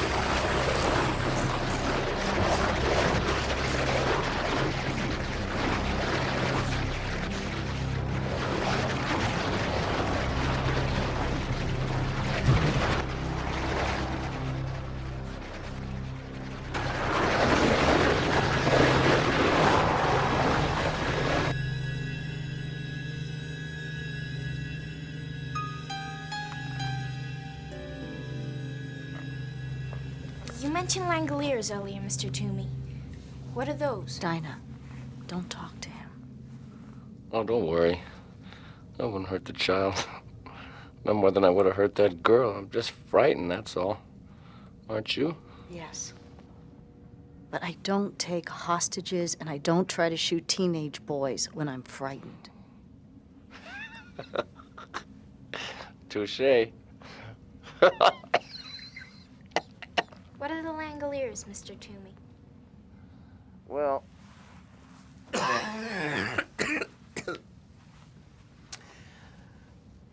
I used to think that they were make-believe, but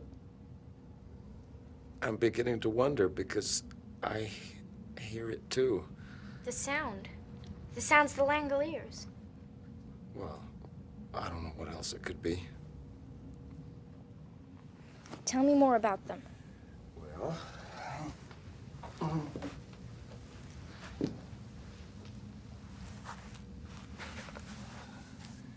My father used to say that the Langoliers were little creatures that lived in closets and sewers and other dark places.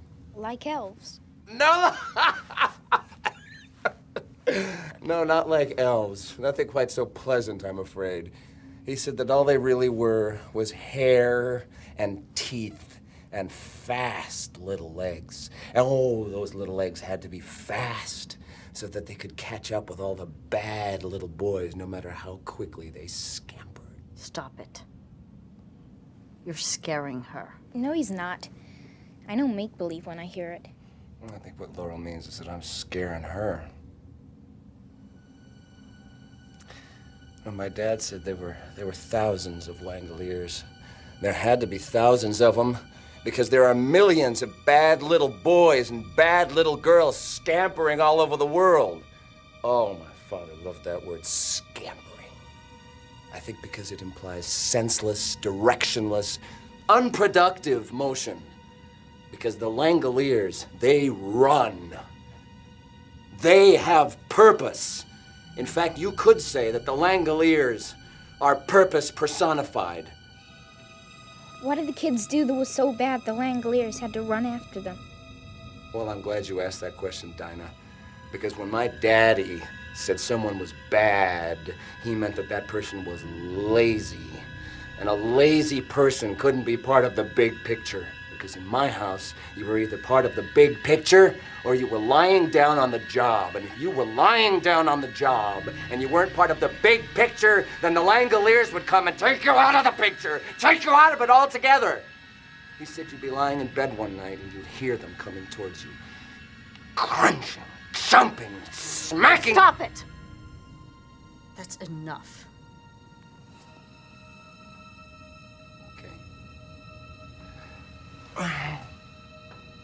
I'll bet you were scared of your dad, weren't you, Mr. Toomey?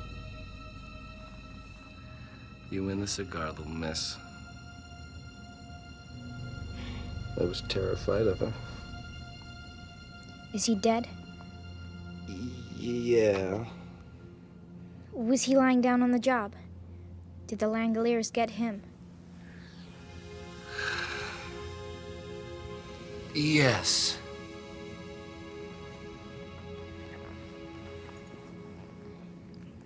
Mr. Toomey. What? I'm not the way you see me. I'm not ugly, none of us are.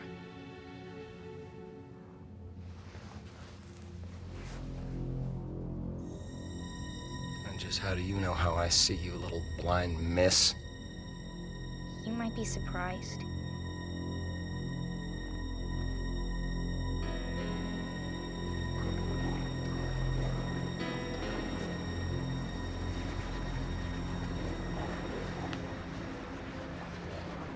Okay, so what do we do now? I don't know.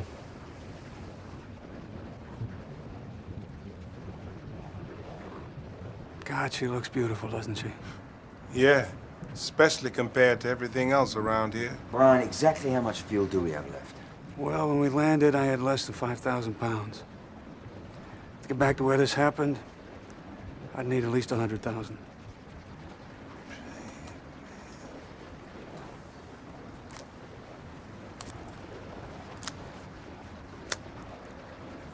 Whatever's happening seems to be catching. Well, I'm going back to the restaurant. I don't like leaving the ladies alone with that banker fella too long.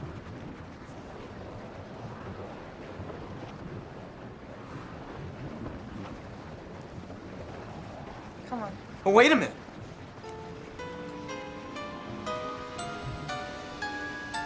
Albert?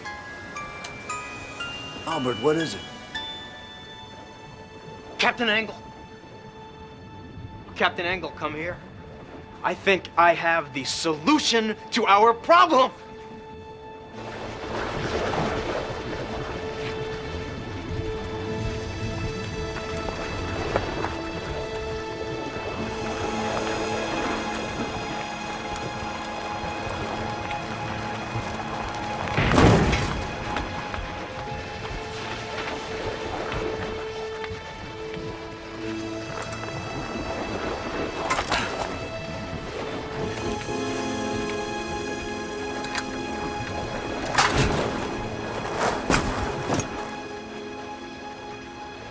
What are they doing? Well, they've taken the slide away and they're putting the stairway by the door. And now they're going up. Are you sure you don't have any idea what they're up to? All I know is that Albert went nuts. He kept saying something about the plane being more there. I didn't get it. He just was really jabbering. I just hope they hurry up. Because poor Mr. Toomey's right. The Langoliers are coming. Sweetie, that's just something his father made up. Maybe once it was make-believe. But not anymore.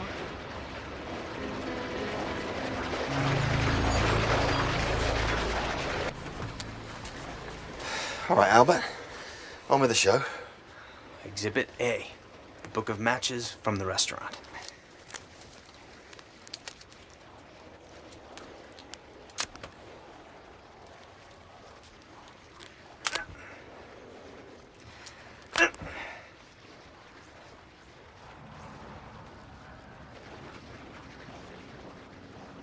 Looks different outside. The light's going. That's what's different. How's Mr. Toomey? You kidding? He fell asleep.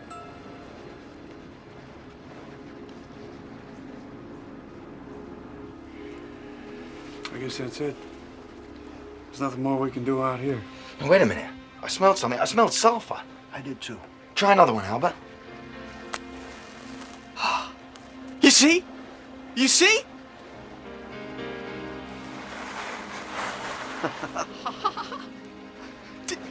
Do you see what it means? We brought our own time with us. That's the past out there and everywhere, I guess, east of the hole that we came through. But the present is still in here, still caught inside this airplane. That's why it looks brighter, more alive than anything else here. Bravo, Albert, bravo. Try the beer.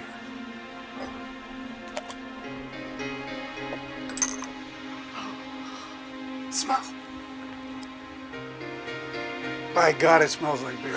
Oh, come on, mate, pour it. My doc says suspense is bad for the old ticker.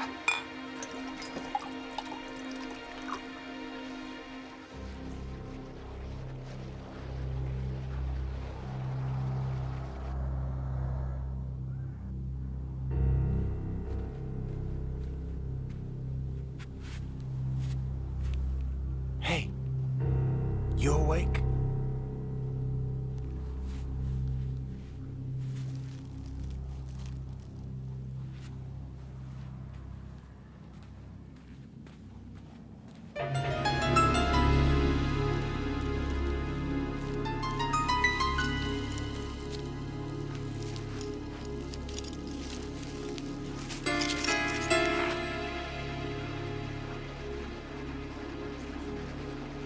So the matches work, but the lager doesn't. What does that mean?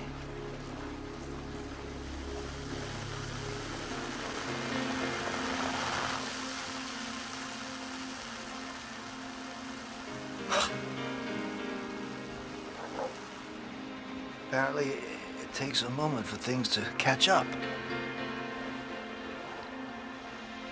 Oh, that's excellent. That's the best beer I ever had in my life. Oh, you're right. It's bloody marvelous. Yeah, try the soda.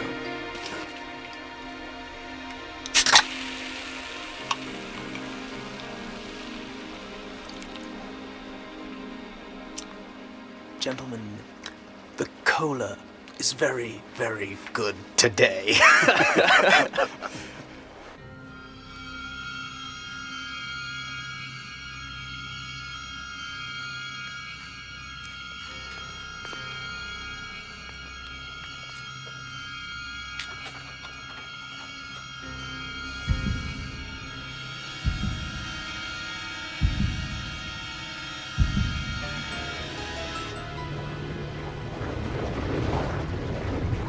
Almighty, it's dark.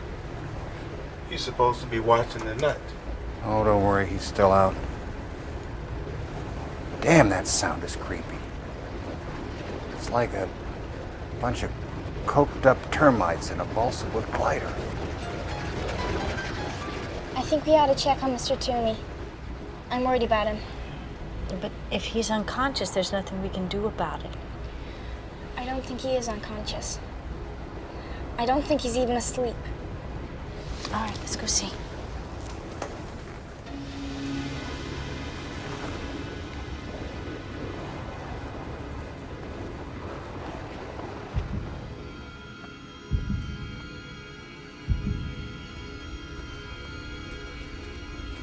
Hey, look, I thought I'd... Oh, my God, where is he?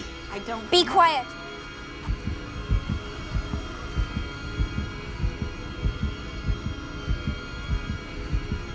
There. He's hiding over there. Behind something. How do you know that, little miss? I don't hear a thing. I do. I hear his heart. It's beating very fast and very hard. He's scared to death. I feel so sorry for him. Mr. Toomey, please come out. We don't want to hurt you. Mr. Toomey. Mr. Toomey, please don't be afraid.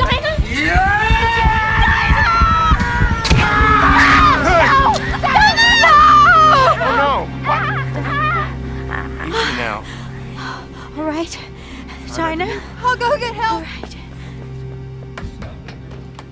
not a little girl. She's not a little girl. She's not a little girl. She's the head Langolier. She's calling the other Langoliers with her dead, blind eyes. Little rat. You're a bloody genius, Albert. You know that? You're a bloody genius. It wasn't much. I saw what was happening with Bethany's matches and thought... Come! You've got to come! Calm down. He stabbed her head. I think she's dying. Calm down. Who's dying? Dinah. The blade broke off in her chest. Mr. Toomey did it. Bloody hell. Albert, you come with me. Brian, get the engines warmed up and keep her here till I get Dinah aboard. Mr. Jenkins, bottom of the stairs, keep an eye out for Mr. Toomey. Come on, Albert. You okay?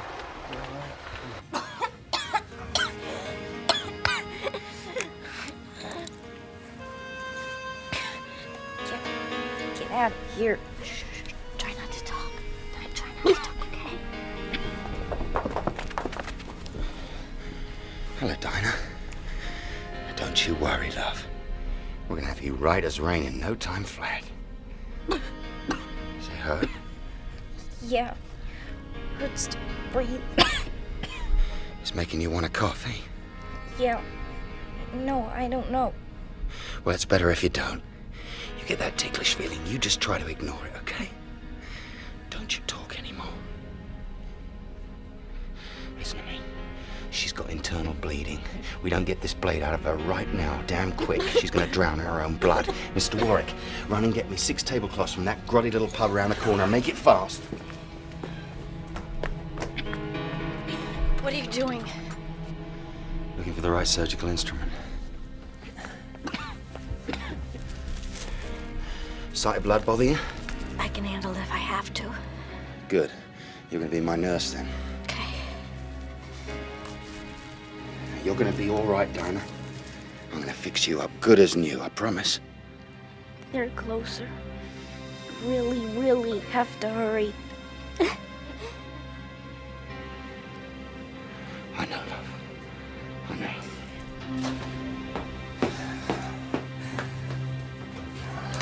That's right, Craigie Waggy.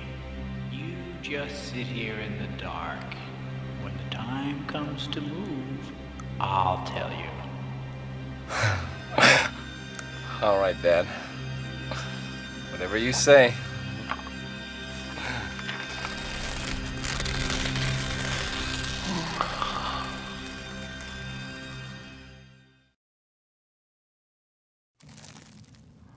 Right.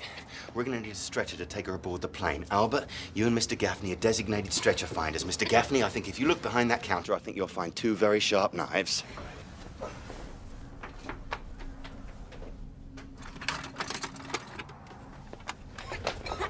Can I use one of these tablecloths? Yeah, why? I'll show you. When I was a kid, we used to play Indiana Jones. I made something like this once. I nearly broke my brother's arm with it. Good enough. But remember, your mission is not to recapture Mr. Toomey. Your mission is to find a stretcher as quick as possible and bring it back here double time. Got it? Now, you don't find anything in 10 minutes, I want you back here and we'll carry her aboard. But if there's internal bleeding, we can't move her. We don't have a choice. I've got to get her to the plane somehow.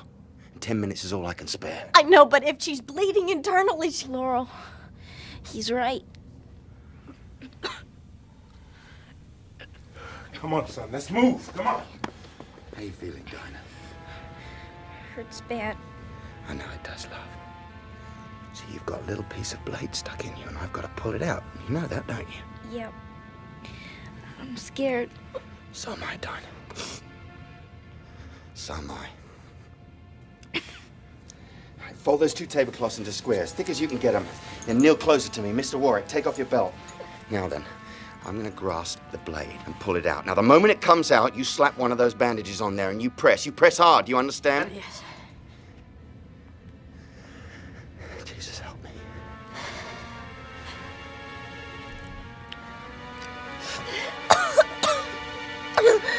Don't you dare. Don't you go weak sister on me. Don't you dare. No, press hard. Press hard as you can. Do you understand me? Yes. Press hard.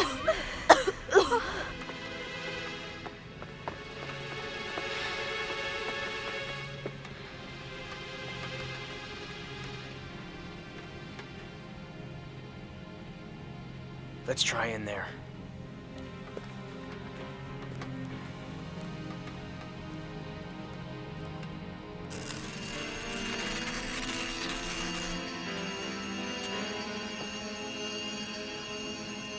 You think it's locked? There's only one way to find out.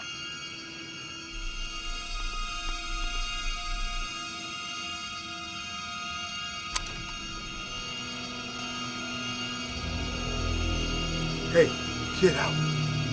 Look, a stretcher.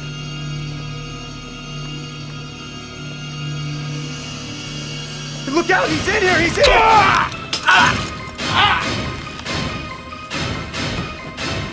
You're one of them too, aren't you? A Langolier. Screw you.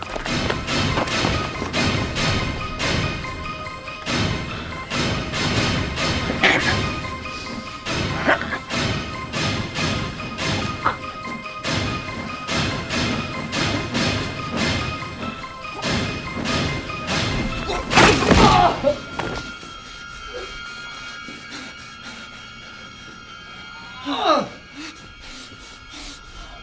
sorry. I am really, really sorry. But I have to do this. If you could see things from my perspective, you'd understand.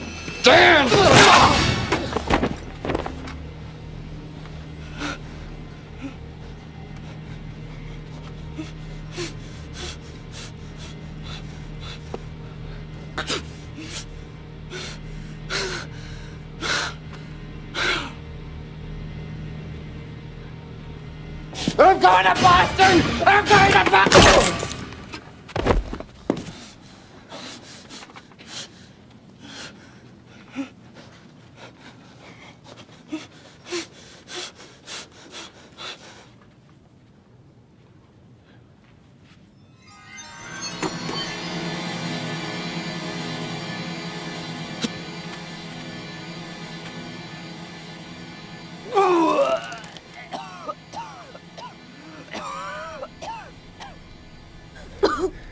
Lift her up. That's it. We got you. Belt! Did you hear that? Do you think Toomey got them? Belt now! Wrap it round. I want you to keep the pressure on because I'm going downstairs, all right? Please be careful. I will. It's what I do best. You did bloody well.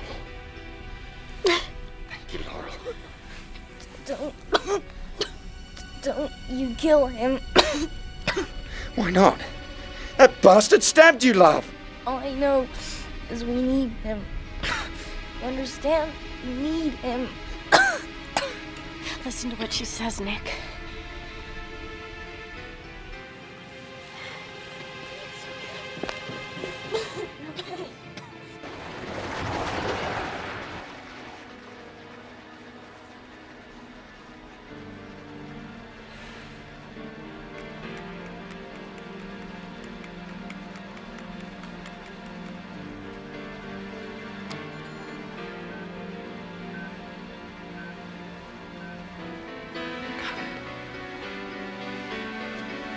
Captain Angle, Yeah. why aren't they back yet? I can't say. Well, I asked Mr. Jenkins, if he could see anyone moving around in the terminal, and he said he couldn't. What if they're all dead? No, I'm sure they're not. If it'll make you feel any better, why don't you join him at the bottom of the ladder?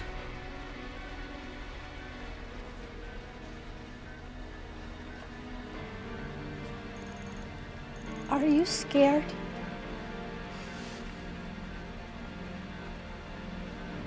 Yeah. Yeah, I sure am. I sort of feel better. It's hard being scared all by yourself.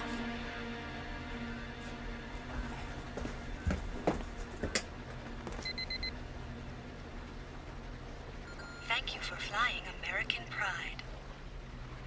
You're welcome, I'm sure.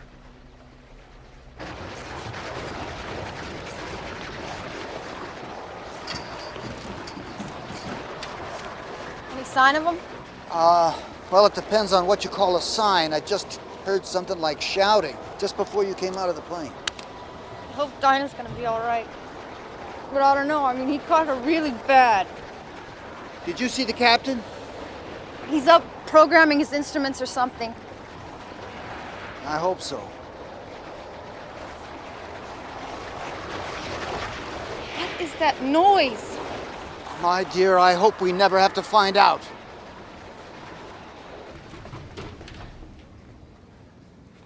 Albert?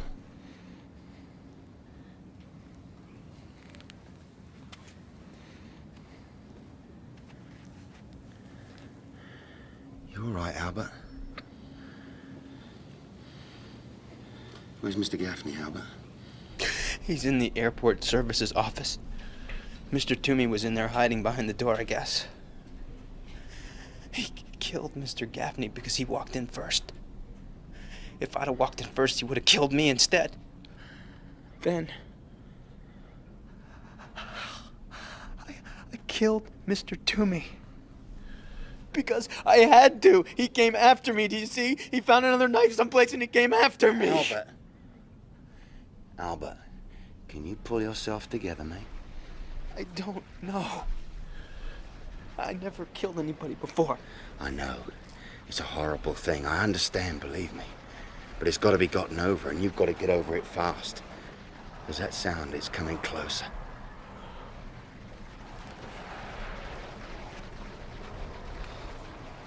You did this with a toaster?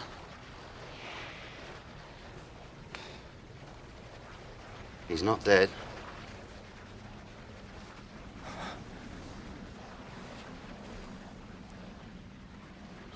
He's not.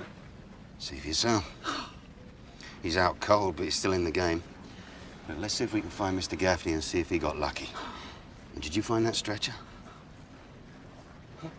The stretcher, Albert. Oh. Yeah, we found it. Good lad. Come on, let's go.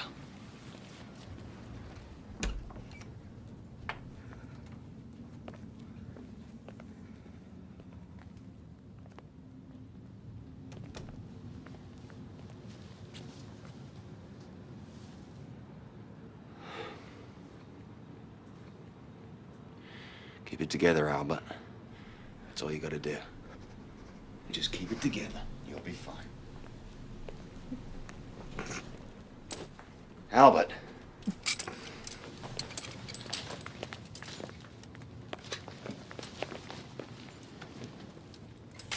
Take the stretcher upstairs. I'll be with you in a minute. What are you going to do? I'm gonna go back in the office and see if there's anything else I can use. I don't believe you. Nor do you have to, Albert. Just take the stretcher upstairs, and I shall be with you directly. And don't look back.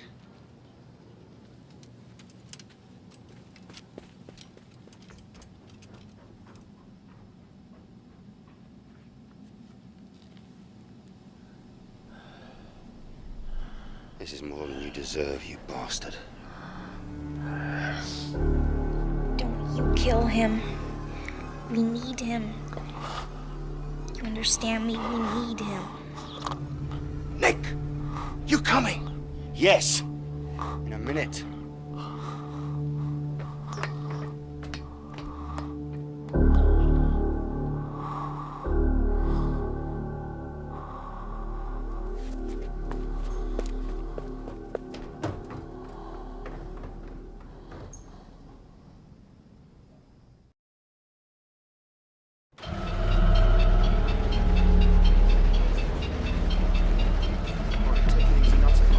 They're coming out! Let me help. Careful, Albert, Bethany. Don't jiggle her. Help me carry her up the stairs. How bad is she?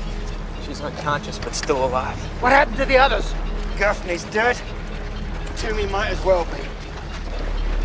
Now, mind you keep your end up now.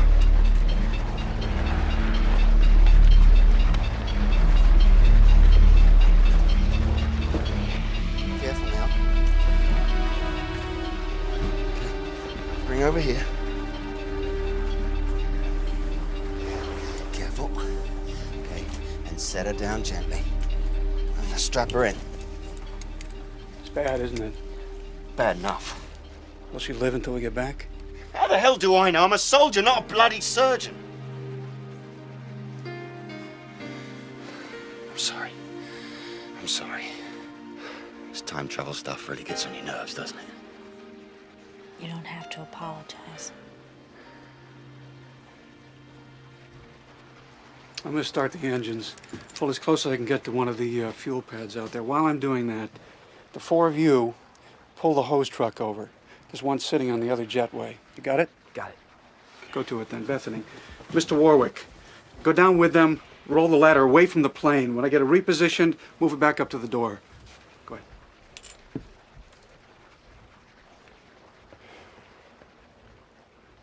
We'll get you home.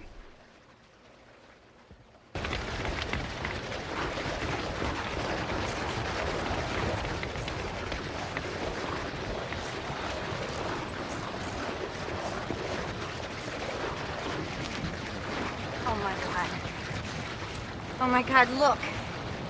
It's coming day again already. How long has it been since it turned dark? Less than 40 minutes. Yeah, well, we can't worry about that now.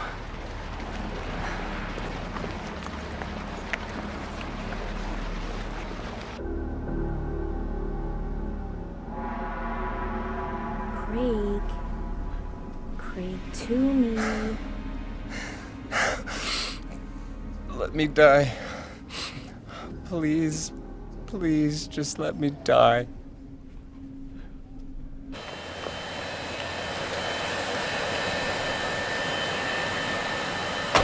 What's gonna happen to Mr. Toomey?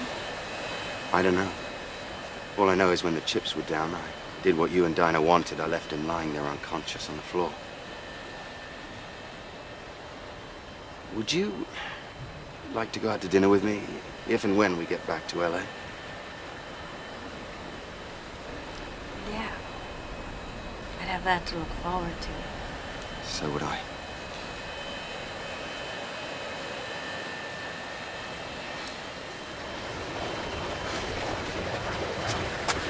Maybe if we could see it, we could deal with it. I don't think so. All right, then. All together.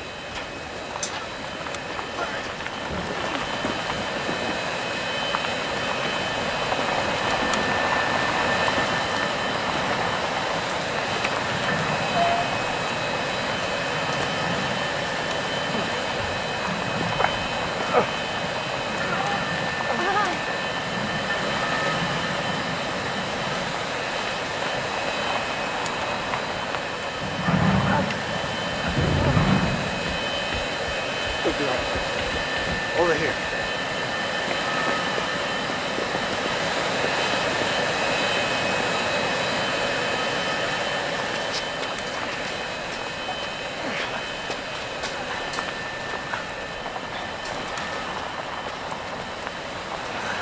Keep going, keep going. Good, good. Hold it. There, Bethany, why don't you come in? All right, you see this over here? Can you open that lid? Nick, you take that head out of there, attach it there.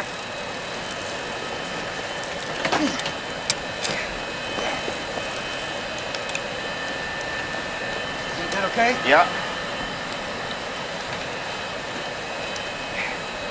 There you go. Which one first, Captain? Let's give me the one on the right.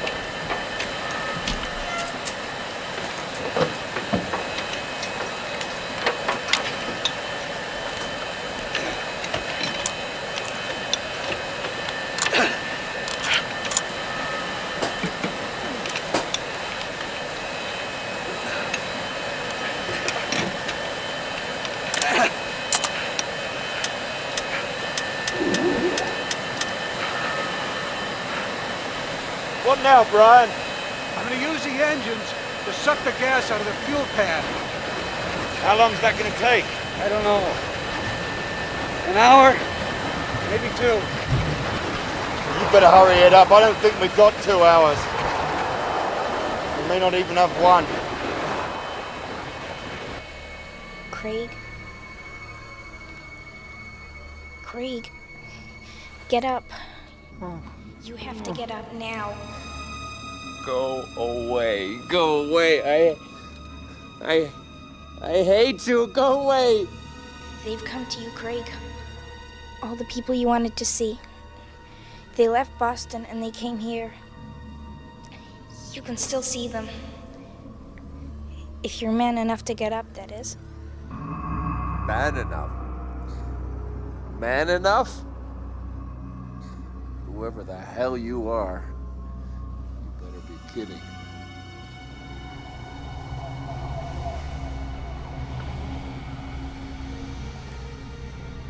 Come on, Craig. They won't wait forever. The Langoliers will see to that. You have to get up. You have to. Come on, Craig, get up.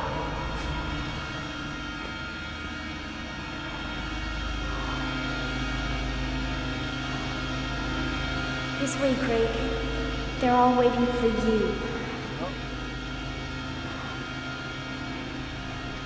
I'm sorry, Mr. Toomey. Despite what you did, I'm sorry. But we need you, so please hurry. Hurry.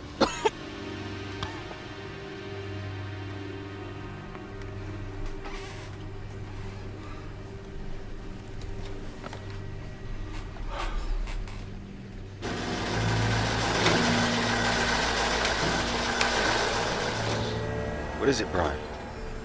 The engines are getting a taste of the new fuel and they don't like it.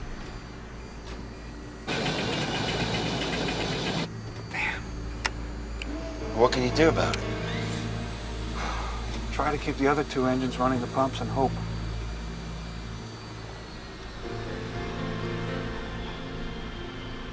No, I'm shutting down completely. We'll have to wait for the fuel to join our plane's time stream.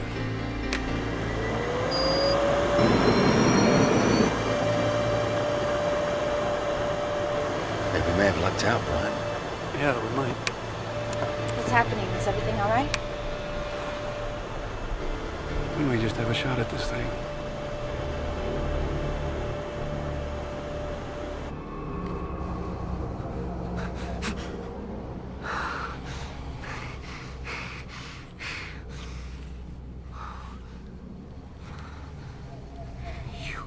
You brought them to me, didn't you?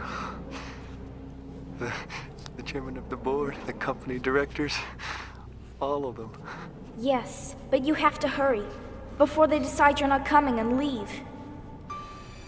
This way, Craig. They're all waiting for you. Hurry.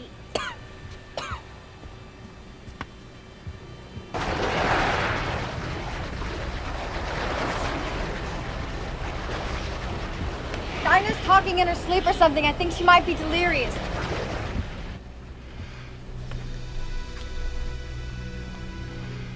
I don't know. But she might be slipping away. I think you have to hurry before they decide you're not coming. I think she might be dreaming about that Toomey guy. She said his name before. Yes, I will if you want me to. But hurry, I know it hurts. But you have to hurry. She is delirious, isn't she? No, I don't think so. I think it has something to do with what she told Nick about Mr. Toomey, about how we need him. Just let her be for a minute. She needs to sleep.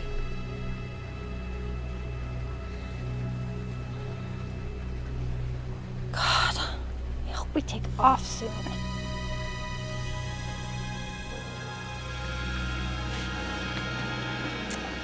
Thank you. Thank you for bringing them to me. This is my last chance, you see. This is my last chance to get away from my father and everything else. Yes, I know. But you have to hurry. Please, please hurry.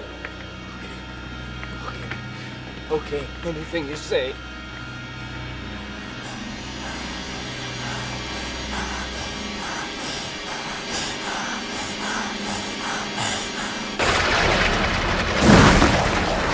What was that? Sounded like a tree falling or something. But there's not enough wind. No, there's not. What's happening? Nothing. Look at that!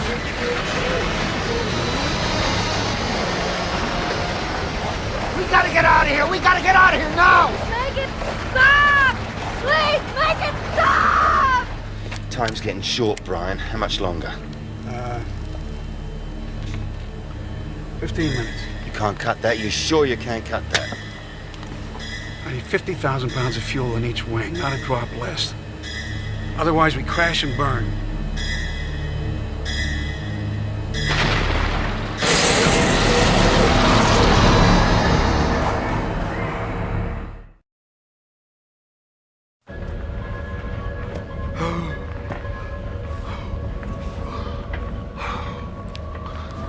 Hurry, Craig. Look at me.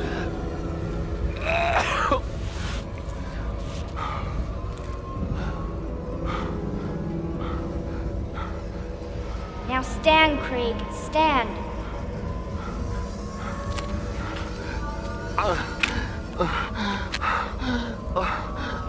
Look at me, Craig. They've come all the way from Boston just to meet you. Now hurry to them, Craig! Hurry! Hurry!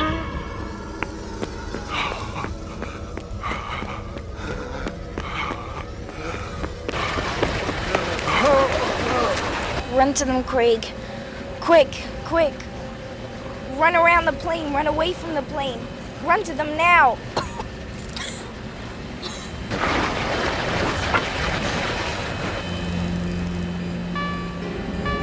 All right, we're uncoupling. We're getting the hell out of here. Mr. Toomey! It's Mr. Toomey!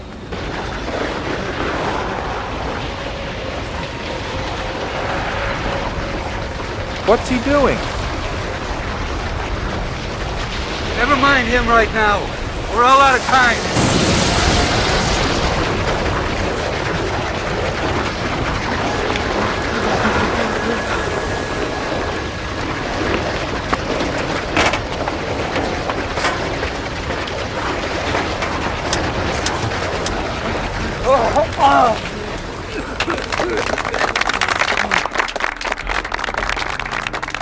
Ah, Mr. Toomey at last. So glad you could make it, Craig. So, give us your report, Craig. Tell us how much money you made for us. You want to know how much money I made for you? You want to know how much money I made for you? Yeah. I'll tell you how much money I made for you. I didn't make any. No, Craig! Shut up! Shut up! Shut up! Tell them you lost the money, but it was a mistake, an accident. No! I didn't make any money for you. I didn't make any money for you. I lost money for you. I lost money for you. I lost $43 million. And I did it deliberately! I did it deliberately! I did it deliberately!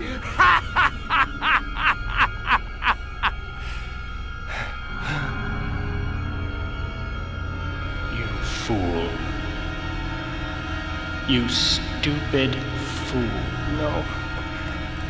No. What's he doing?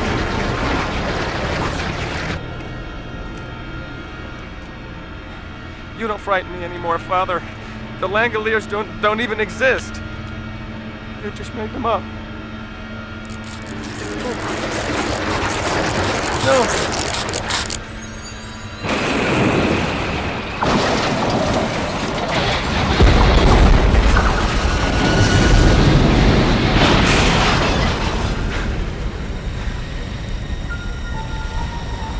Where am I?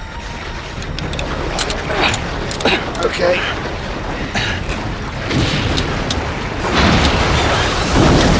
All right, let's get the hell out of here.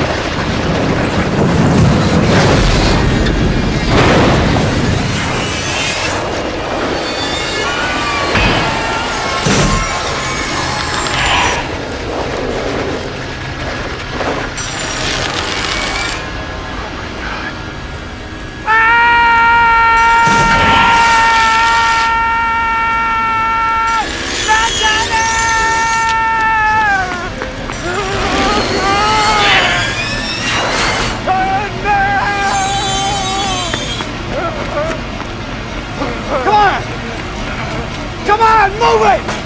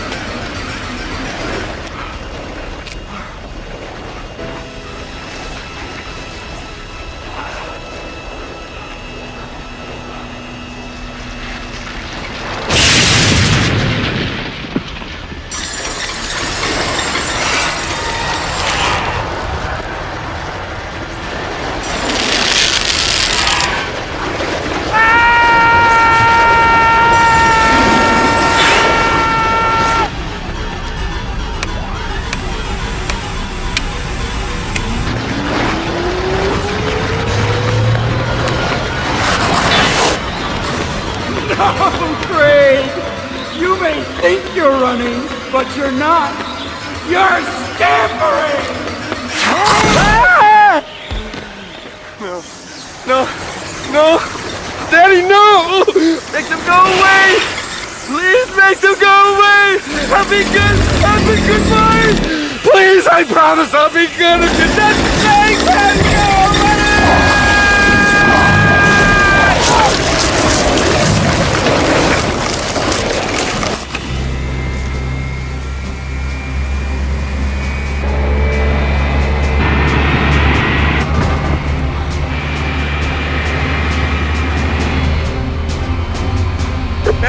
Belt in!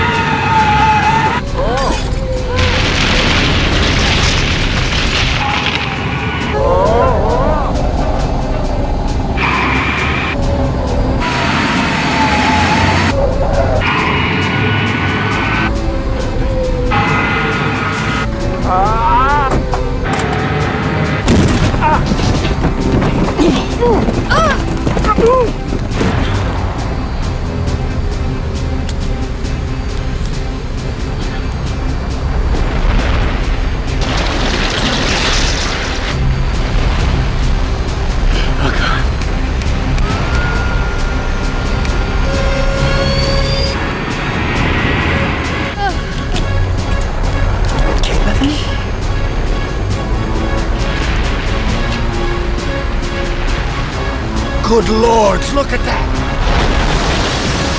What is it? They're being drawn to Mr. Toomey. Look at where Mr. Toomey was. If Toomey hadn't left the terminal, they would have eaten us and the plane too. She knew. Somehow she knew.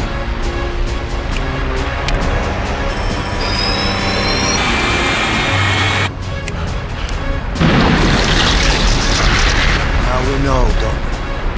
What? We know what? We know what happens to today when it becomes yesterday. It waits for them. It waits for them. The timekeepers of eternity. Always following behind.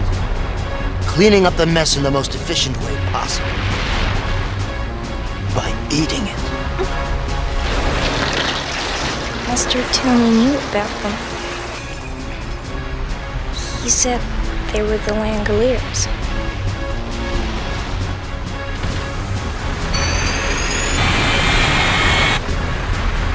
Oh no!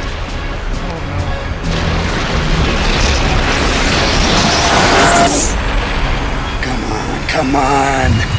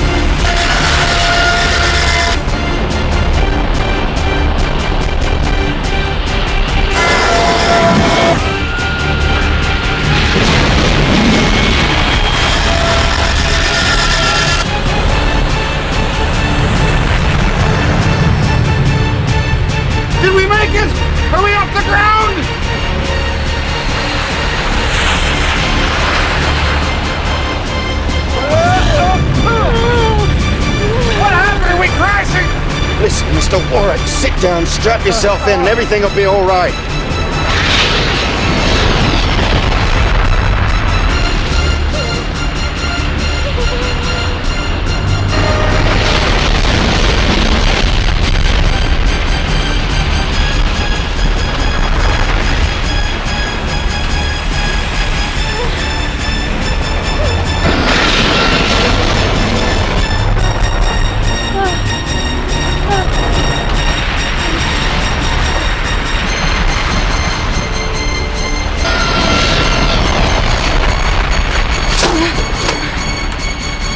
Dear, open those.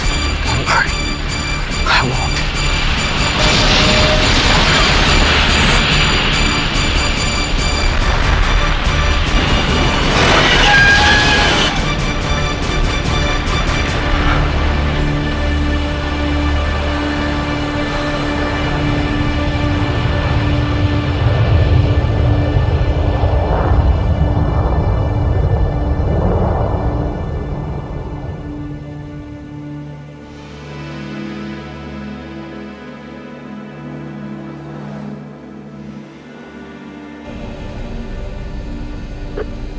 We're up. You all know what happens now. We go back exactly the way we came in. And we hope that whatever doorway we came through is still there. If it is, we'll try going through.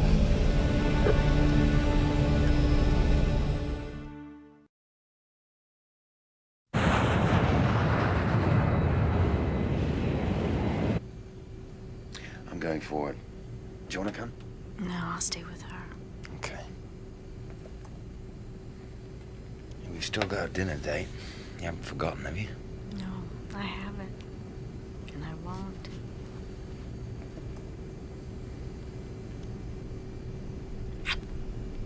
Neither will I.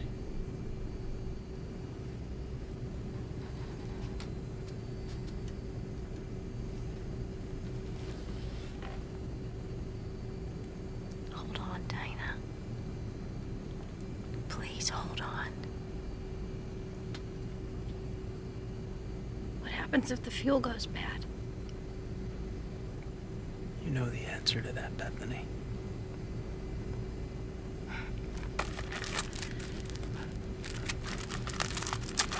Yeah, I know. We crash into Story. Would you like to kiss me? Yes. Well, you better go ahead then. The later it gets, the later it gets.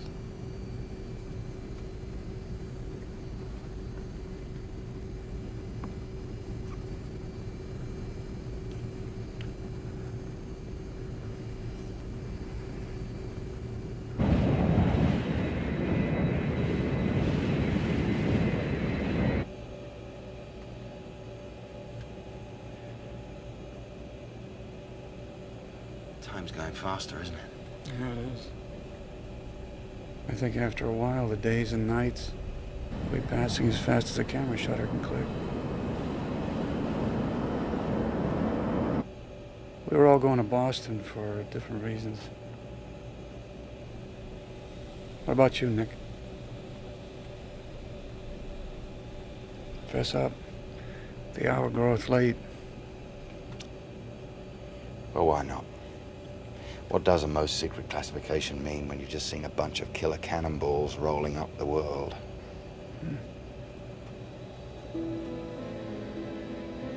I'm a special operator in the armed services, Brian. I do a number of odd jobs. Some fairly innocuous, some fabulously nasty. There's a man in Boston who's a politician of some note. Well, this man, I'll call him Mr. O'Banion for sake of conversation. He's very rich, Brian, and an enthusiastic supporter of the Irish Republican Army. He's also an idealist of the most dangerous sort, one who's never had to view the carnage at first hand. You were supposed to kill him? Not unless I had to. See, our Mr. O'Banion has a great deal of powerful American friends, and his friends are our friends, and therefore killing Mr. O'Banion would be a great political risk. He does have a very nice piece of fluff on the side. She's the one I was supposed to kill. As a warning? Yeah.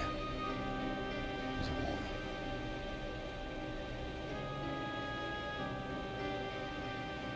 Well, that's enough about me. What about you? What are you hiding you'd like to get off your chest? Me? No. No, I don't have anything to hide. Well, maybe there's one thing. My ex-wife died in a fire in Boston. That's why I was heading back. Our marriage ended badly. We were having a fight about children. I wanted them. She didn't. And I did something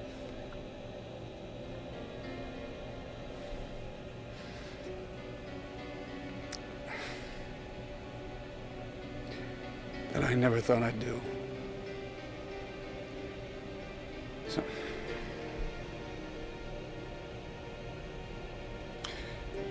I always wanted to tell her I was sorry. I guess I waited too long. Well, I shouldn't worry about it too much, Brian. I'm sure she's forgiven you. If you get out of this, if we make it back, you gonna carry through with it? You gonna kill the girl? No. No, no more midnight creeps for Mrs. Hopewell's boy, Nicholas.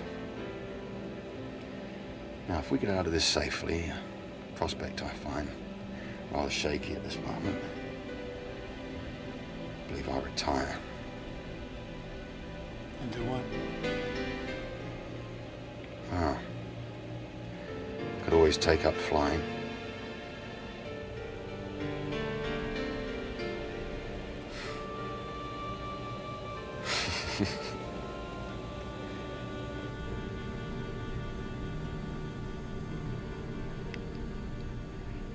Laurel.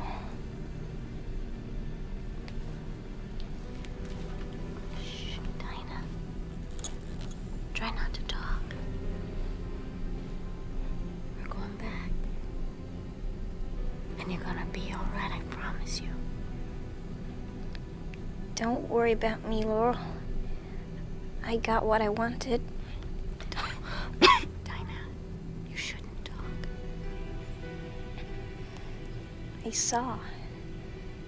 I saw through Mr. Toomey's eyes. At the start, everything looked mean and nasty to him. But it was better at the end. Please, Dinah. Try not to talk anymore, okay? I saw you, Laurel. You're beautiful. Especially your eyes.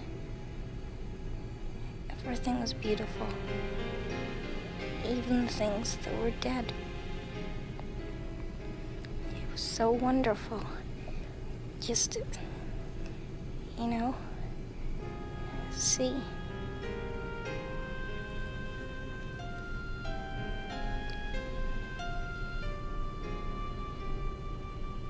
Dinah. Breathe, Dinah. Please. Please, Dinah. Breathe. Breathe. Please.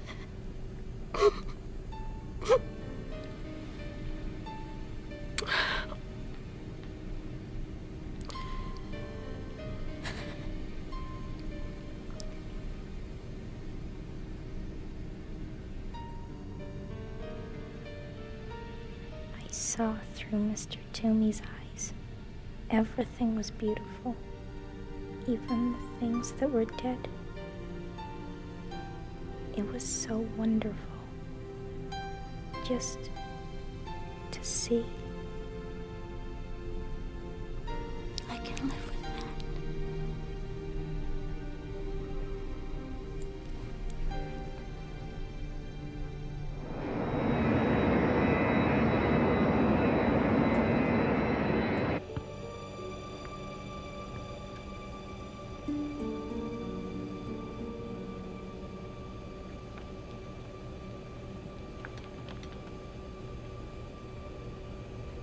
We just lost a little girl.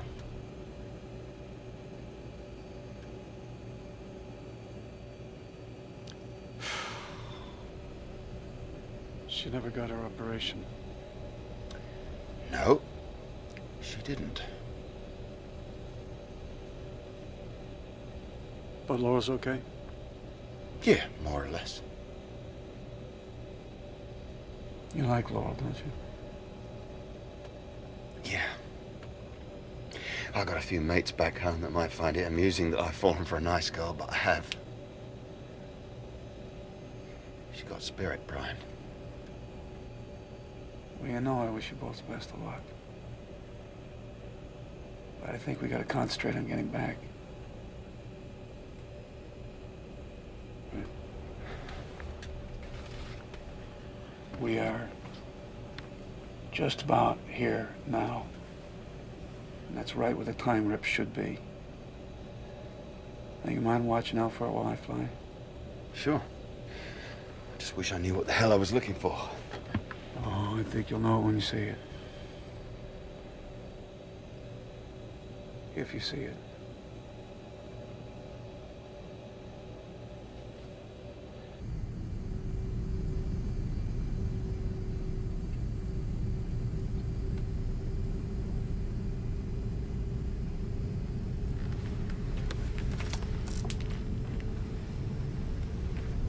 What's wrong?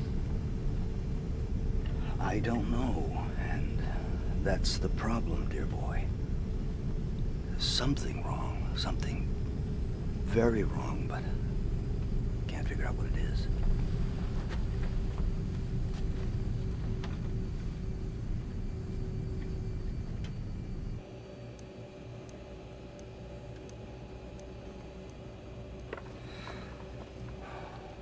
Brian? Yeah. I think I see something. God almighty.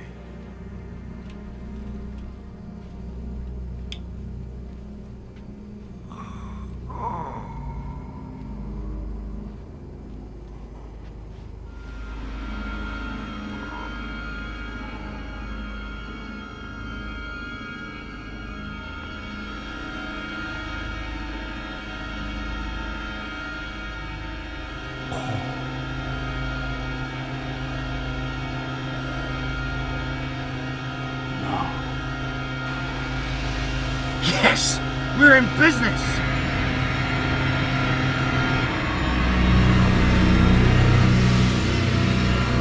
Ladies and gentlemen, we have found what we were looking for. I'm going to take us straight through the middle of it, and we'll find out what's on the other side. Stop! Stop! Captain! I'll take care of this. Stop! Stop! Tell him to turn back! We gotta turn back! We can't! We can't! down! What's happening? What's going on? We're all gonna die! Listen to me! We were all asleep! Get it? We were all asleep when we flew through the rip! Bloody hell!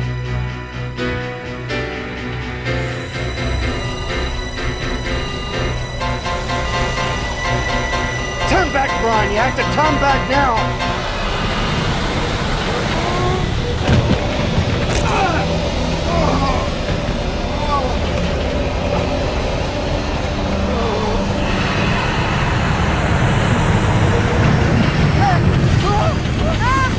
Ah!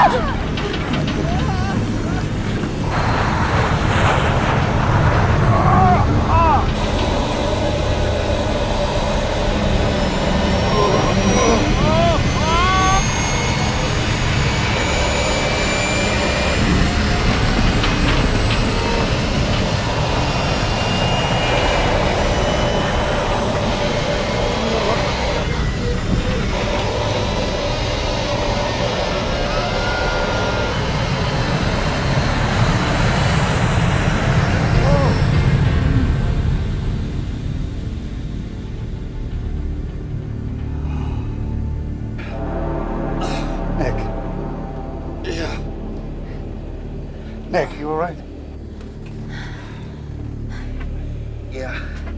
I've seen better days. Broke my bloody arm.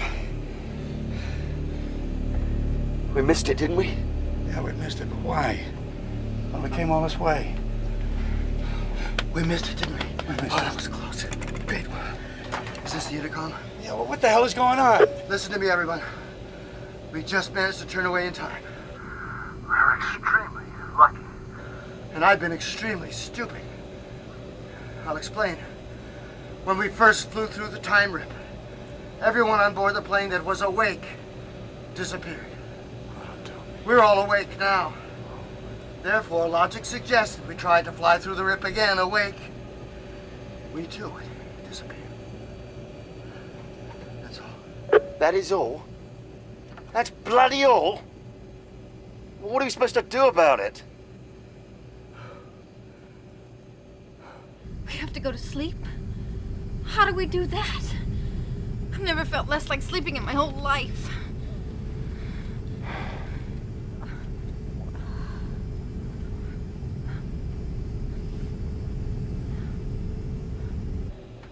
I don't know what we do now. But if we're gonna try going through that hole, it has to be soon. The fuel we've got to carry us for an hour, no more. Well, surely there's other airfields. There are, but not big enough to handle an airplane of this size. No, it has to be LAX. And I'll need at least 35 minutes to get there, and that gives us 20 minutes at most to figure this thing out and get through the hole.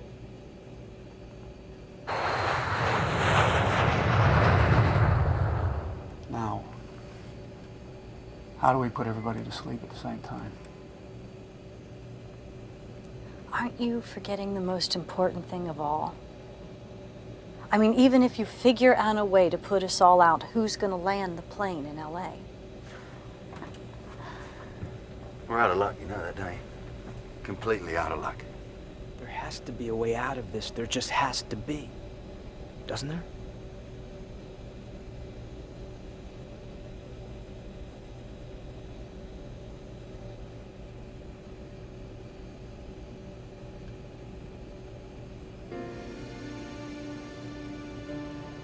There is a way out.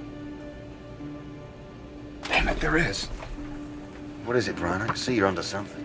Pressure, that's what I'm on to, pressure. Of course. Pressure. Would you two mind telling me what you're talking about? I'm talking about dropping the air pressure in here to 7 psi, half sea level. Do that and boom, we're out like lights. Only how do we answer Laurel's question? How do I wake up after we've come through and land the plane?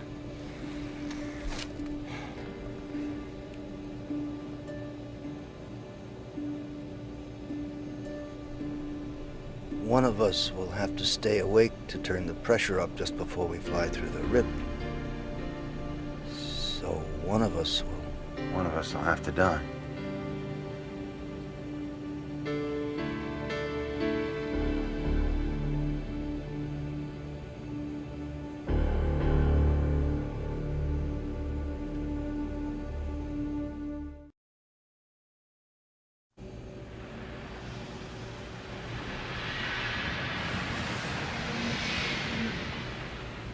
Who's gonna do it? You all draw straws or what? No need for that. I'll do it. No. Why should you do it? Why shouldn't we draw straws? Why not Bob or Albert or me?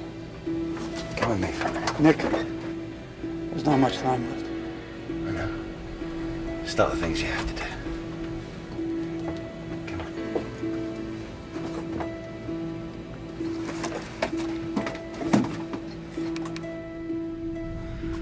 Laurel, I think we could have something, you and me. Do you think I could be right about that? Because if you do, say so.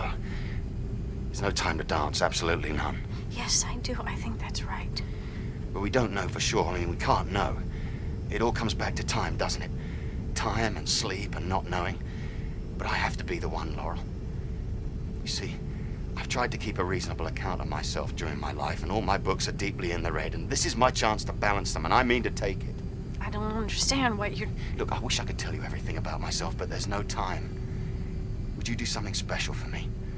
If you get out of this, that is. Yes, yes, of course. Nick! Yeah, I'm coming. Listen to me. Listen very carefully. I was going to quit it. My mind was made up. Quit what? Doesn't matter. What matters is that you believe me, do you? I don't know what you're talking about, but I believe you mean it. Nick, we're heading towards a rip! Yeah, I'm coming just now, damn it! Listen. My dear old dad lives in the village of Fluting. It's about 20 miles south of London. You ask for him in any shop along the high street, Mr. Hopewell. Some of the older ones still call him the gaffer. You go to him and tell him I was going to quit it. You'll need to be persistent. He tends to turn away and cuss loudly when he hears my name. Can you be persistent? Yes. Good. And you repeat what I told you. And you tell him you believe me. Tell him that I tried my best to atone for what happened outside the church in Belfast. In Belfast? Right. And if you can't get him to listen, you tell him that he must listen because of the daisies. Because of the time I bought the daisies. Because when you brought him daisies. No, not to him. But it'll do. Can you remember that as well? Yes. But It's okay. Thank you so much, Laurel. Nick!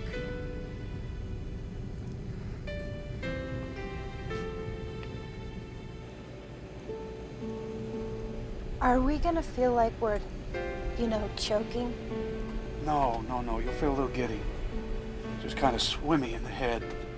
And then nothing. Right.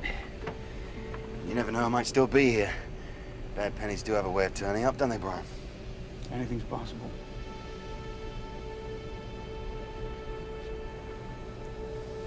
You folks all sit down. Nick, up here beside me. I'm gonna show you what to do and when to do it. 1 second, please.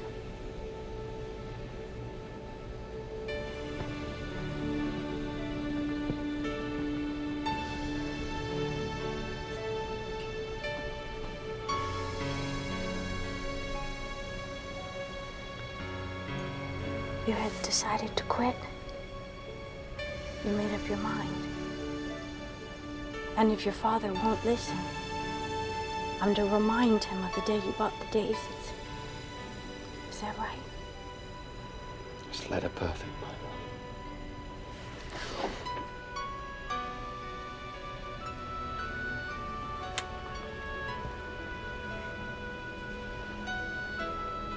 That's the one to go on, sure enough.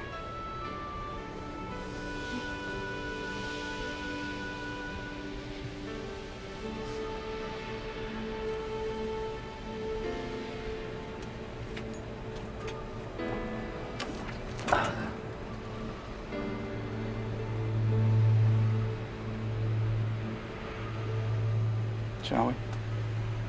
Let's do it.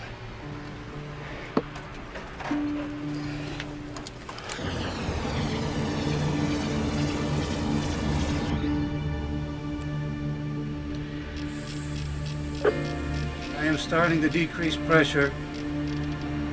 Check your seatbelts, everyone.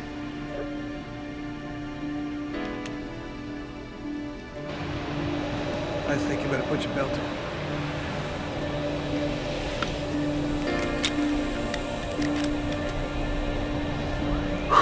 Oxygen mask right beside you.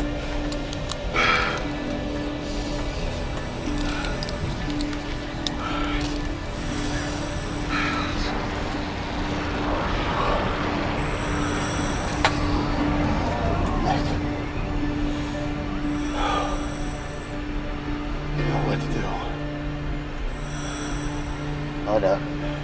No fear. Off to sleep. Sweet dreams and all that.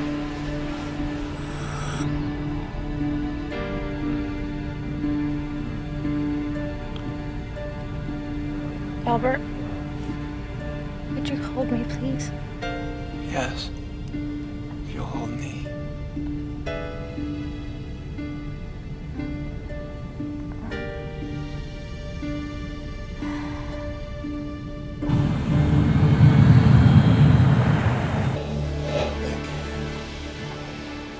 I just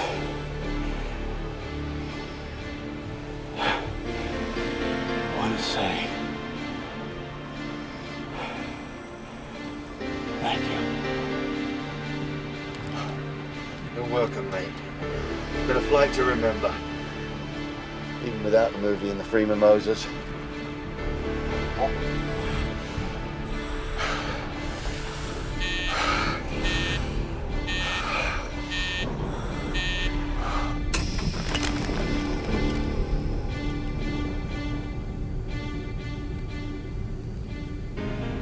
Remember about Belfast? Behind the church. Act of Atonement.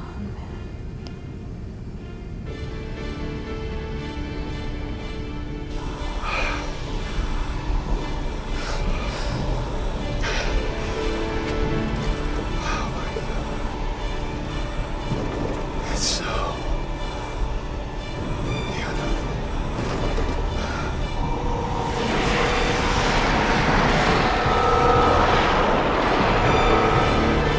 You're right, Brian. It is beautiful, and why not? It's the place where life, all life maybe, begins. The cradle of creation, and the wellspring of life. No Langoliers allowed past this point.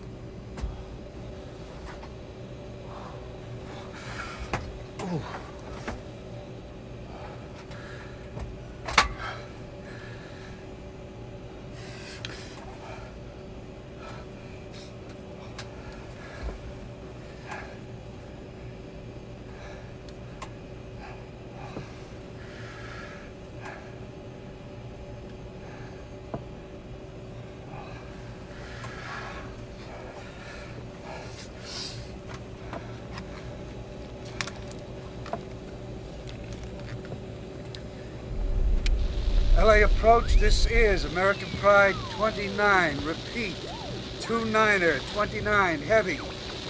Approach control, I'm declaring an emergency here. Quit it! Just quit it! Sit down, come on, sit down.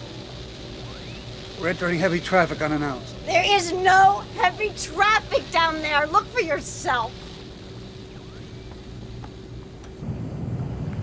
We're over LA, all right. But what do you see out the window? I'll tell you. Nothing. Nothing at all.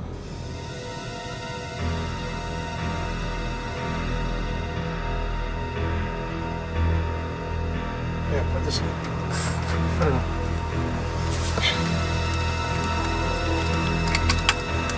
This one right here. Buckle up, ladies and gentlemen, we're coming in.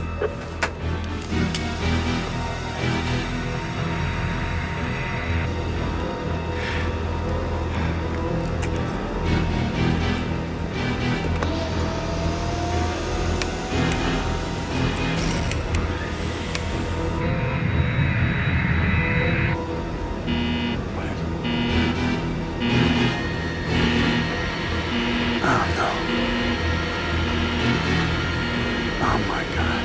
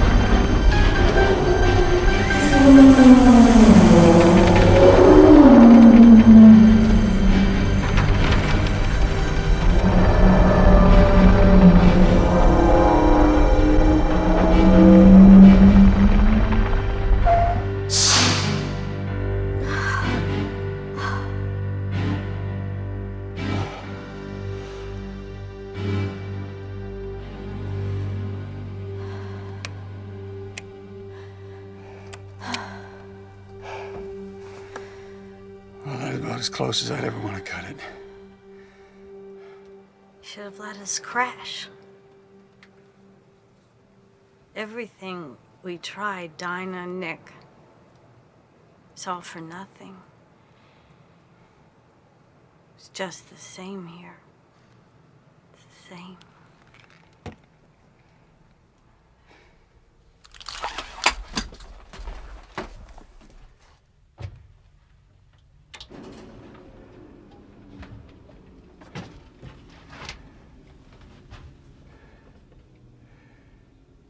Time to check on the others.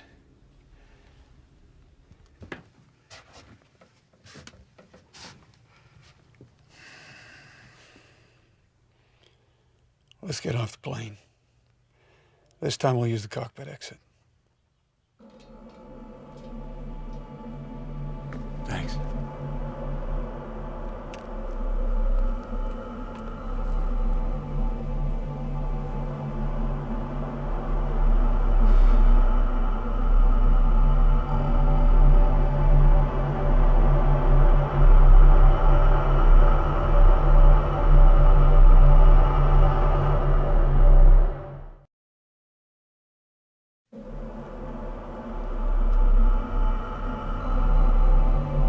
Humming. Sounds like electricity. No, I don't think it's electricity. I'm not sure what it is, though. Well, it doesn't sound like anything I've ever heard before. Why don't we try the jetway service door?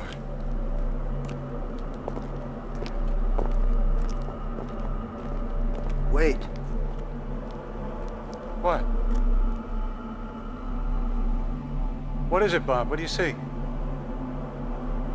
Well, all I see is a deserted terminal, but it's what I smell. Jet fuel. Oil. Rubber, salt air, I can smell it. Holy cow. Yeah, but that's not the only thing. Listen. Do you hear that? What does it all mean? If everything's back to normal, why didn't we see any lights when we were landing? Where are the people? And then what's that noise? It's getting closer. Let's see if we can get inside the terminal. Wait a minute. I can tell you know something. What is it? I want to go in the terminal and have a look around first.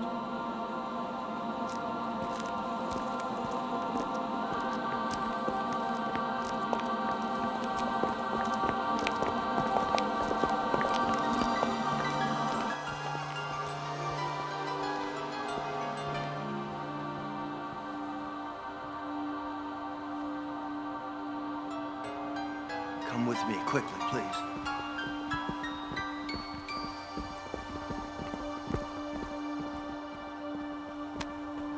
There's another door over here.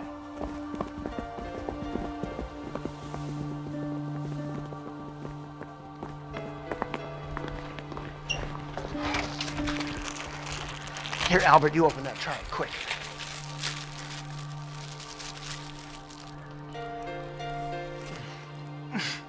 Delicious, absolutely delicious. Good. Now listen, I think it's going to happen real soon, and I don't think we should be in here when it happens because it might not be safe. Come on with me. Come on. Come on, down here, come on.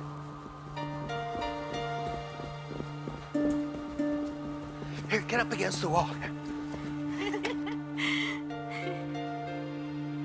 I think we're safe here. We're out of the main flow of traffic. What's gonna happen? Well, when we flew through the time rip going east, we went back in time into the past about 15 minutes. Do you remember me saying that? I do. It brought us into the future. That's it, isn't it? This time rip brought us into the future. I believe so.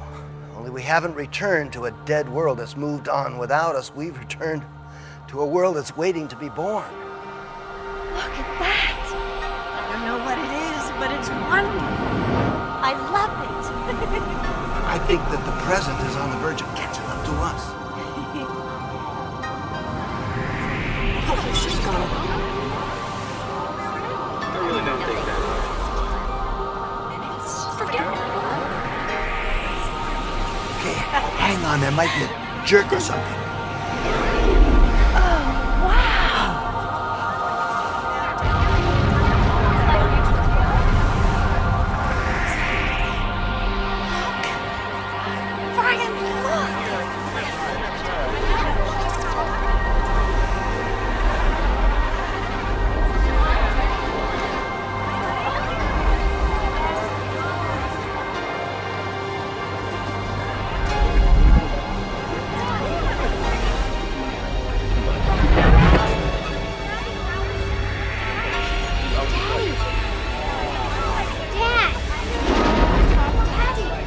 What? I'm looking for your mother. New people, look at the new people.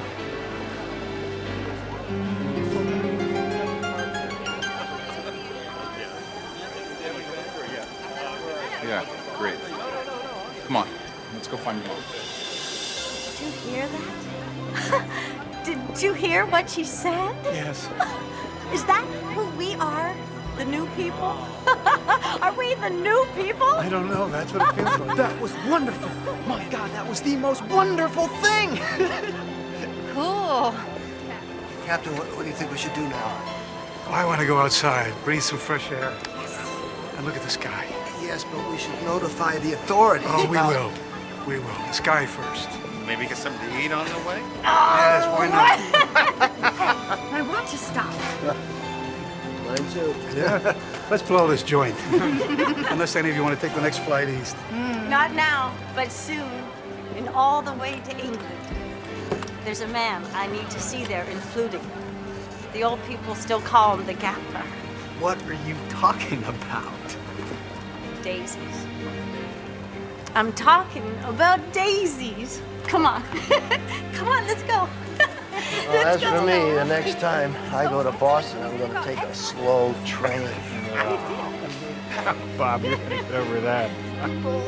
People, Bethany. I know. I'm so happy. Yeah!